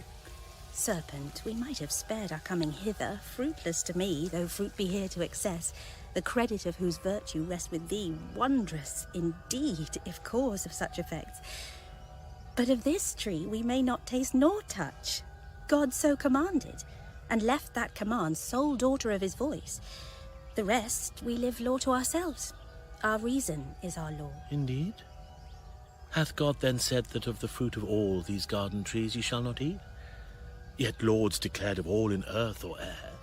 Of the fruit of each tree in the garden we may eat, but of the fruit of this fair tree amidst the garden, God hath said, ye shall not eat thereof, nor shall ye touch it, lest ye die. Queen of this universe, do not believe those rigid threats of death. Ye shall not die. How should ye? By the fruit? It gives you life to knowledge. By the threatener? Look on me, me who have touched and tasted, yet both live, and life more perfect have attained than fate meant me by venturing higher than my lot. Shall that be shut to man, which to the beast is open? Or will God incense his ire for such a petty trespass, and not praise rather your dauntless virtue, whom the pain of death denounced, whatever thing death be, deterred not from achieving what might lead to happier life, knowledge of good and evil? Of good, how just? Of evil, if what is evil be real, why not known, since easier shunned? No. God therefore cannot hurt ye, and be just. Not just, not God, not feared then nor obeyed. Your fear itself of death removes the fear. Why then was this forbid? Why but to awe? Why but to keep ye low and ignorant, his worshippers? He knows that in the day ye eat thereof, your eyes that seem so clear, yet are but dim, shall perfectly be then opened and cleared, and ye shall be as gods, knowing both good and evil as they know. Goddess humane, reach then, and freely taste. He ended, and his words, replete with guile, into her heart too easy entrance won. Fixed on the fruit she gazed, which to behold might tempt alone, and in her ears the sound yet rung of his persuasive words, impregned with reason to her seeming, and with truth. Meanwhile the hour of noon drew on, and waked an eager appetite, raised by the smell so savoury of that fruit, which with desire inclinable now, grown to touch or taste, solicited her longing eye. How dies the serpent? He hath eaten, and lives, and knows, and speaks, and reasons, and discerns. What fear I then? Rather what know to fear under this ignorance of good and evil, of God or death, of law or penalty. Here grows the cure of all. This fruit divine, fair to the eye, inviting to the taste, of virtue to make wise.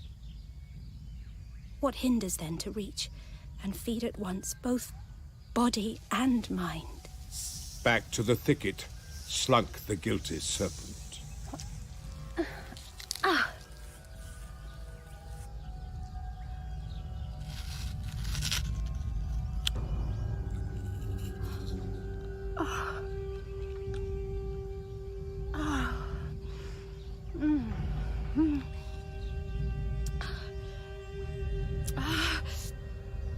Experience. Next to thee I owe best guide. Not following thee I had remained in ignorance. Thou openst wisdom's way and givest access. Earth felt the wound, and nature from her seat, sighing through all her works, gave signs of woe, that all was lost. Adam shall share with me in bliss or woe. So dear I love him, that with him all deaths I could endure. Without him, live no life.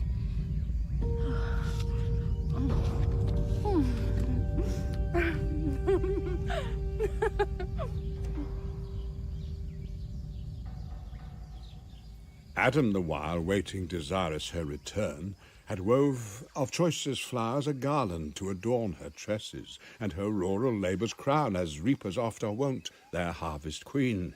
Great joy he promised to his thoughts, and new solace in her return, so long delayed. Yet oft his heart, divine of something ill, misgave him. He the faltering measure felt, and forth to meet her went, the way she took that morn when first they parted. By the tree of knowledge he must pass. There he her met.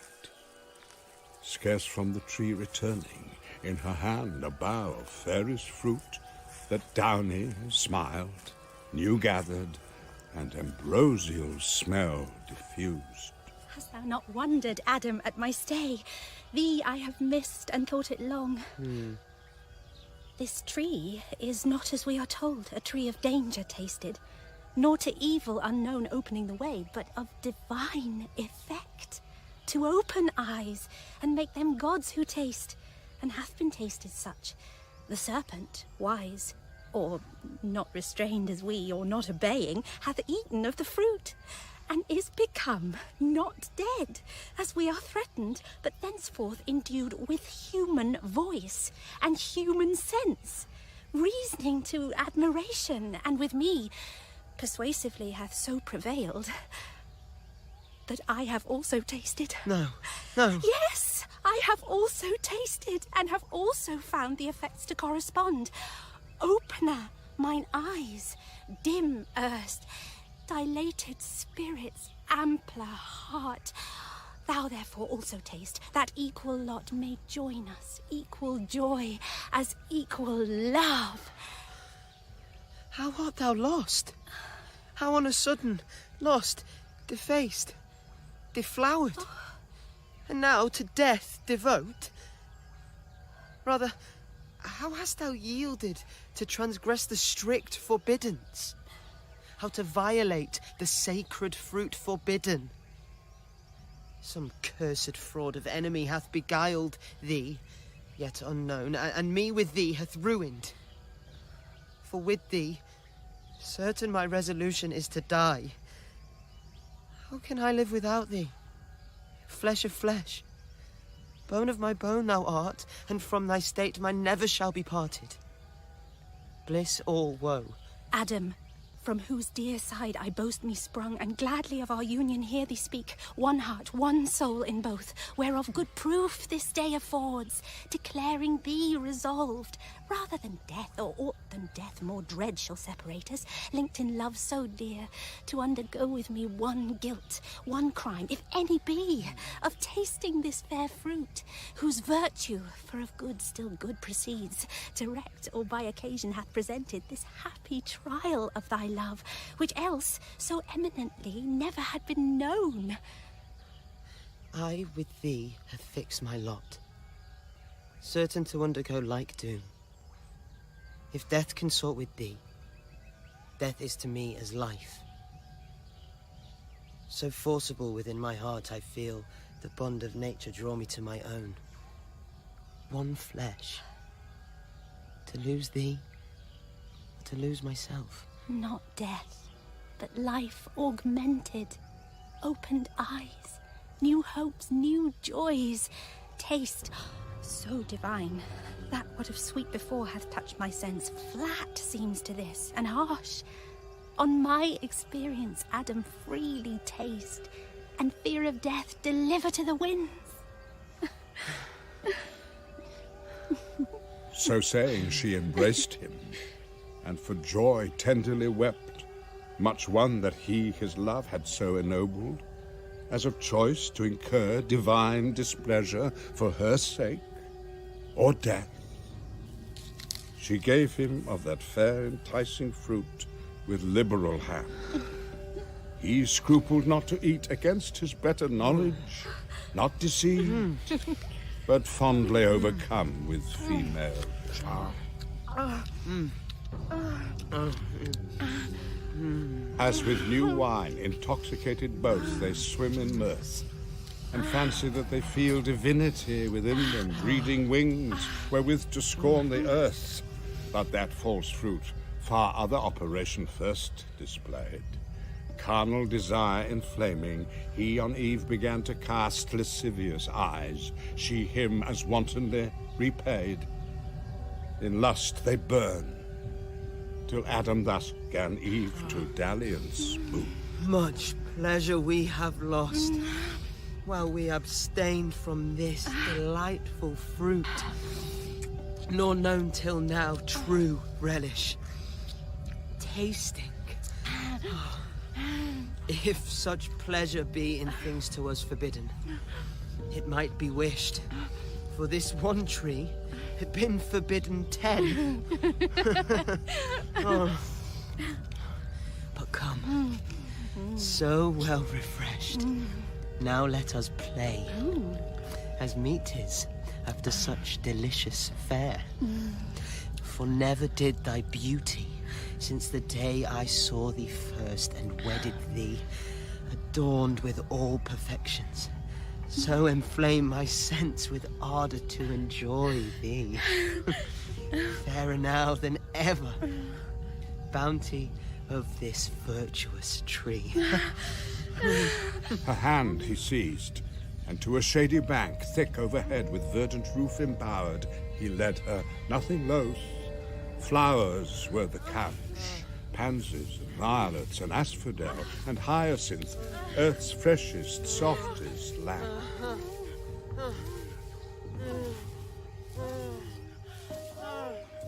There they their fill of love and love's disport, till dewy sleep oppressed them, wearied with their amorous play. Soon as the force of that fallacious fruit, that with exhilarating vapour bland about their spirits had played, and inmost powers made err, was now exhaled, and grosser sleep bred of unkindly fumes, with conscious dreams encumbered, now had left them, up they rose, as from unrest, and each the other viewing, soon found their eyes how opened, and their minds how darkened. Innocence, that as a veil had shadowed them from knowing ill, was gone. They, destitute and bare of all their virtue, silent and in face confounded, long they sat, as struck and mute, till Adam, though not less than Eve abashed, at length gave utterance to these words constrained. O Eve, in evil hour thou didst give ear to that false worm, whomsoever taught to counterfeit man's voice, true in our fall, false in our promised rising. Since our eyes opened we find indeed, and find we know both good and evil, good lost, and evil got, bad fruit of knowledge, if this be to know, which leaves us naked thus, of honour void. How shall I behold the face henceforth of God or angel? Oh, might I here in solitude live, savage, in some glade obscured, where highest woods, impenetrable to star or sunlight, spread their umbrage broad and brown as evening. Cover me, ye pines, ye cedars, with innumerable boughs hide me, where I may never see them more. But let us now, as in bad plight, devise what best may for the present serve to hide the parts of each from other, that seem most to shame obnoxious and unseemliest seen. Some tree whose broad smooth leaves together sewed and girded on our loins may cover round those middle parts, that this newcomer, shame, there sit not, and reproach us as unclean. So counselled he, and both together went into the thickest wood. There soon they chose the fig tree. Those leaves they gathered, broad as Amazonian targe, and with what skill they had, together sewed to gird their waist. Vain covering, if to hide their guilt and dreaded shame. Oh, how unlike to that first naked glory. They sat them down to weep. Not only tears rained at their eyes, but high winds worse within began to rise, high passions, anger, hate, mistrust, suspicion, discord, and shook sore their inward state of mind, calm region once and full of peace, now tossed and turbulent. Would thou hadst hearkened to my words and stayed with me as I besought thee when that strange desire of wandering this unhappy morn. I know not whence possessed thee. We had then remained still happy, not as now, despoiled of all our good, shamed, naked, miserable. What words have passed thy lips, Adam severe? Imputes thou that to my default, or will of wandering, as thou call'st it, which who knows but might as ill have happened thou being by? Or to thyself, perhaps, hadst thou been there? Or here the attempt, thou couldst not have discerned fraud in the serpent, speaking as he spake. No ground of enmity between us known, why he should mean me ill or seek to harm. Was I to have never parted from thy side? As good have grown there still a lifeless rib, being as I am. Why didst not thou, the head, command me absolutely not to go, going into such danger as thou saidst? Too facile, then, thou didst not much gainsay, nay, didst permit, approve, and fair dismiss. Hadst thou been firm and fixed in thy dissent, neither had I transgressed, nor thou with me. Is this the love? Is this the recompense of mine to thee, ingrateful Eve? Expressed immutable when thou were lost, not I, who might have lived and joyed immortal bliss, yet willingly chose rather death with thee. And am I now upbraided? As the cause of thy transgressing, not enough severe, it seems, in thy restraint, what could I more? I warned thee, I admonished thee, foretold the danger and the lurking enemy that lay in wait. Beyond this had been force, and force upon free will hath here no place. Thus they in mutual accusation spent the fruitless hours, but neither self-condemning, and of their vain contest appeared no end.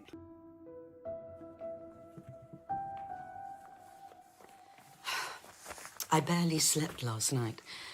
My sleep was cursed by your words, John. My words?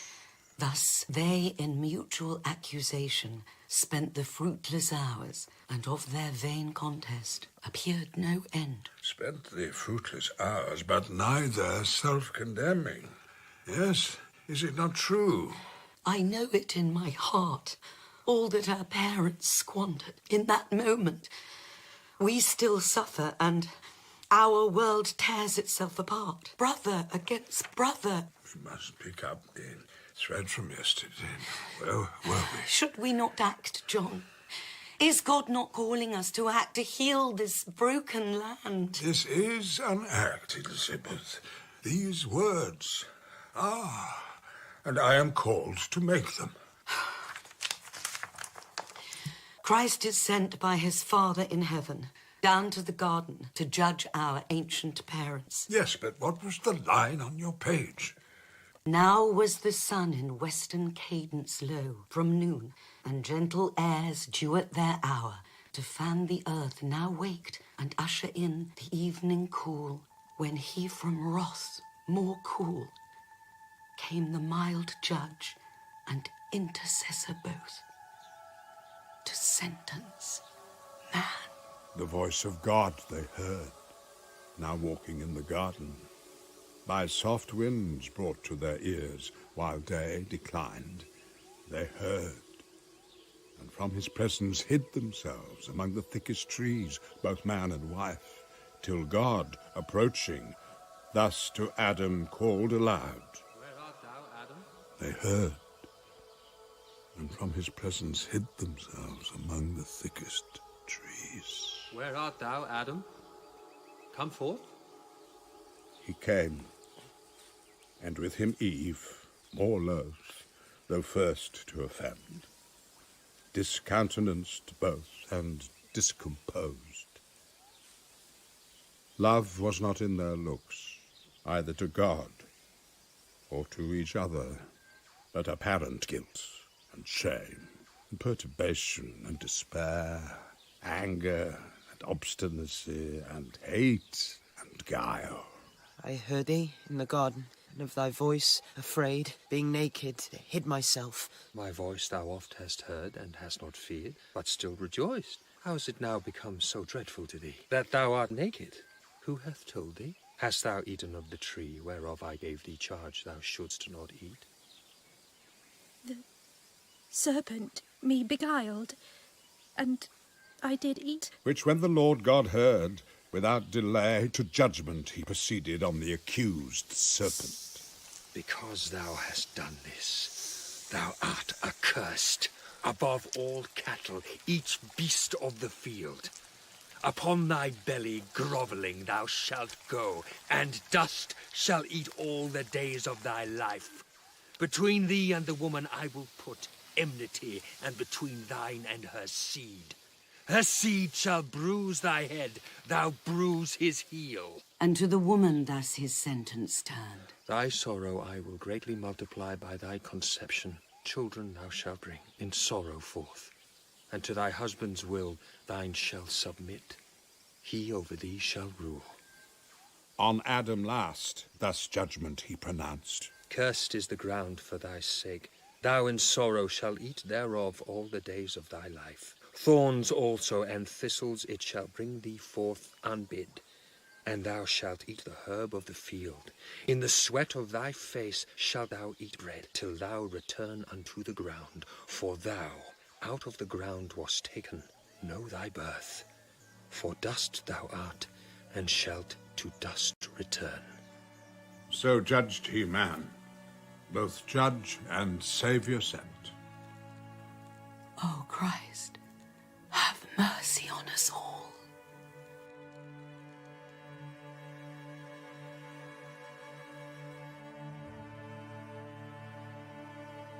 And so the beloved Son and Judge returned to the bosom of his Father, and I to the bowels of hell to hear my praises sung. But at those gates my monstrous daughter, mother of my son, was waiting with her mutant boy. Yes, death and sin had built, in honor of my triumph, a highway between earth and hell. O parent, these are thy magnific deeds, thy trophies, which thou viewest as not thine own. Thou art their author and prime architect. For I no sooner in my heart divined my heart, which by a secret harmony still moves with thine, joined in connection sweet, that thou on earth hadst prospered, which thy looks now also evidence. But straight I felt, though distant from thee worlds between, yet felt that I must after thee with this thy son.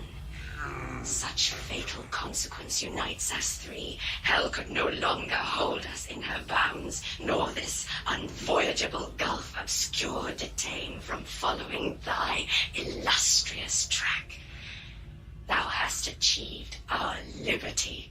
Confined within Hellgates till now, thou us empowered to fortify thus far, and overlaid with this portentous bridge the dark abyss. Fair daughter, and thou, son and grandchild both, while I descend through darkness, on your road with ease right down to paradise descend, there dwell and reign in bliss, thence on the earth dominion exercise, and in the air chiefly on man, sole lord of all declared, him first make sure your thrall, and lastly kill.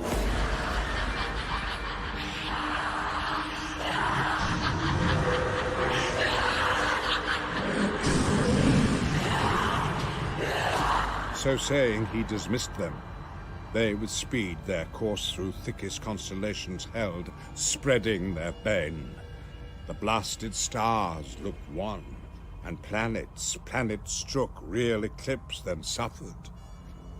The other way Satan went down the causeway to Hell Gate. To make my victory speech. And with these words, attention won. Thrones, dominations, princedoms, virtues, powers, for in possession such not only of right I call ye and declare ye now, returned, successful, beyond hope to lead ye forth triumphant out of this infernal pit. I found the new created world which fame in heaven long had foretold, a fabric wonderful, of absolute perfection, therein man placed in a paradise by our exile made happy. Him by fraud I have seduced from his creator, and the more to increase your wonder, with an apple. He thereat, offended, worth your laughter, hath given up both his beloved man and all his world to sin and death a prey, and so to us, without our hazard, labour, or alarm, to range in and to dwell, and over man to rule, as over all he should have ruled.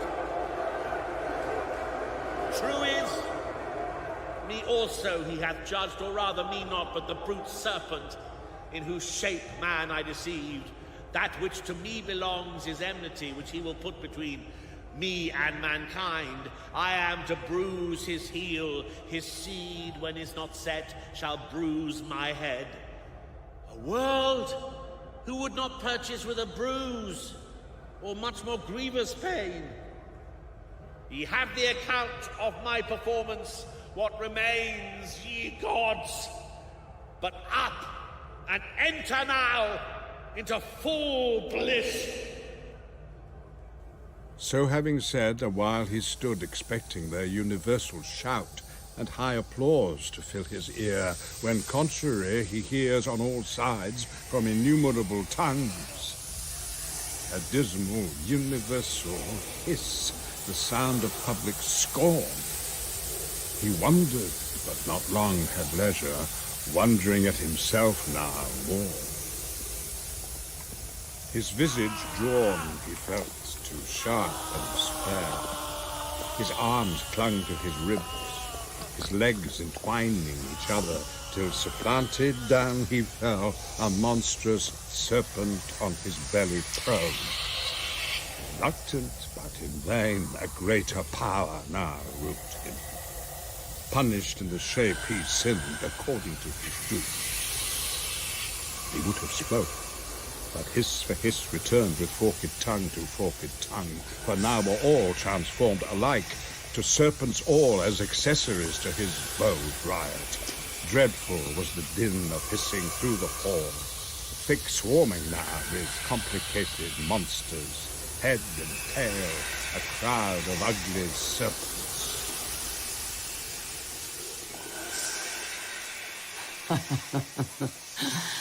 There is justice. While the Creator, calling forth by name his mighty angels, gave them several charge, as sorted best with present things. The sun had first his precept so to move, so shine as might affect the earth with cold and heat scarce tolerable, and from the north to call decrepit winter, from the south to bring solstitial summer's heat. Beast now with beast gan war, and fowl with fowl, and fish with fish. To graze the herb all leaving, devoured each other, nor stood much in awe of man, but let him, or with countenance grim glared on him, passing. These were from without the growing miseries which Adam saw already in part, though hid in gloomiest shade, to sorrow abandoned, but worse felt within, and in a troubled sea of passion tossed, thus to disburden sought, with sad complaint. Oh, fleeting joys of paradise, dear bought with lasting woes. Did I request thee, Maker, from my clay to mould me man? Did I solicit thee from darkness to promote me, or here place in this delicious garden? In me all posterity stands cursed. Fair patrimony that I must leave ye sons. Oh, were I able to waste it all myself and leave ye none, so disinherited, how would ye bless me now your curse? Ah, why should all mankind for one man's fault thus guiltless be condemned, if guiltless? But from me, what can proceed but all corrupt, both mind and will depraved? Not to do only, but to will the same with me. How can they, acquitted, stand in sight of God? Thus, what thou desirest and what thou fearest alike destroys all hope of refuge, and concludes thee miserable. Oh, conscience, into what abyss of fears and horrors hast thou driven me, out of which I find no way, from deep to deeper plunged. Thus Adam to himself lamented loud through the still night. Not now, as ere man fell, wholesome and cool and mild, but with black air accompanied with damps and dreadful gloom, which to his evil conscience represented all things with double terror. On the ground, outstretched he lay on the cold ground, and oft cursed his creation, death as oft accused of tardy execution, since denounced the day of his offence. Adam, Adam! Out of my sight, thou serpent! Forsake me not thus, Adam. Witness heaven what love sincere and reverence in my heart I bear thee, and unwitting have offended, unhappily deceived. But for thee I had persisted happy. Had not thy pride and wandering vanity, when least was safe, rejected my forewarning? I beg and clasp thy knees. Bereave me not. Whereon I live, thy gentle looks, thy aid, thy counsel, in this uttermost distress, my only strength and stay, forlorn of thee. Whither shall I betake me? Where subsist? Oh, why did God not fill the world at once with men as angels without feminine? Or find some other way to generate mankind? While yet we live, scarce one short hour, perhaps, between us two, let there be peace, both joining, as joined in injuries, one enmity against a foe by doom express assigned us, that cruel serpent. On me exercise not thy hatred for this misery befallen, on me already lost. Me, then thyself more miserable. Both have sinned, but thou against God only. I against God and thee. And to the place of judgment will return. There, with my cries, importune heaven, that all the sentence from thy head removed may light on me, sole cause to thee of all this woe. Me only, just object of his ire. Oh, Adam! Soon his heart relented towards her, his life so late and sole delight, now at his feet submissive in distress. Creature so fair, his reconcilement seeking, his counsel, whom she had displeased, his aid, as one disarmed, his anger all he lost, and thus with peaceful words upraised her soon. Rise.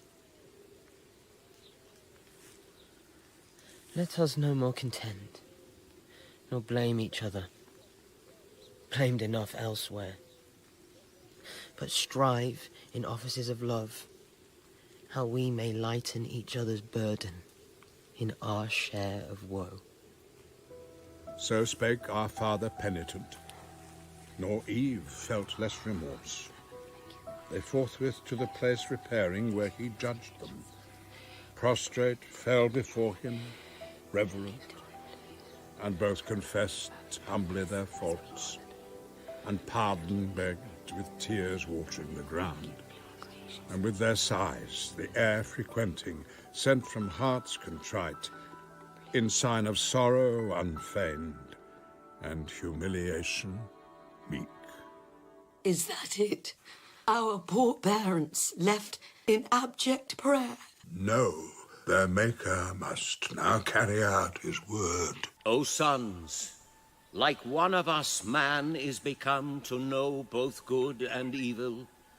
He sorrows now, repents and prays contrite. My motions in him longer than they move.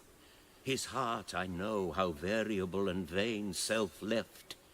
Lest therefore his now bolder hand reach also of the tree of life, and eat and live forever, dream at least to live forever, to remove him I decree, and send him from the garden forth to till the ground whence he was taken, fitter soil. From the paradise of God, without remorse, drive out the sinful pair, from hallowed ground the unholy, and denounce to them and to their progeny from thence perpetual banishment. Pity the angel sent to banish them. Michael, it was his burden to bear, but not entire despair. He brings them also news of Christ's redemption. This godlike act annuls thy doom, the death thou shouldst have died, in sin forever lost from life. This act shall bruise the head of Satan, crush his strength, defeating sin and death, his two main arms. So spake the archangel Michael, then paused, as at the world's great period, and our sire, replete with joy and wonder, thus replied. Oh, goodness infinite, goodness immense, that all this good of evil shall produce, and evil turn to good, more wonderful than that by which creation first brought forth light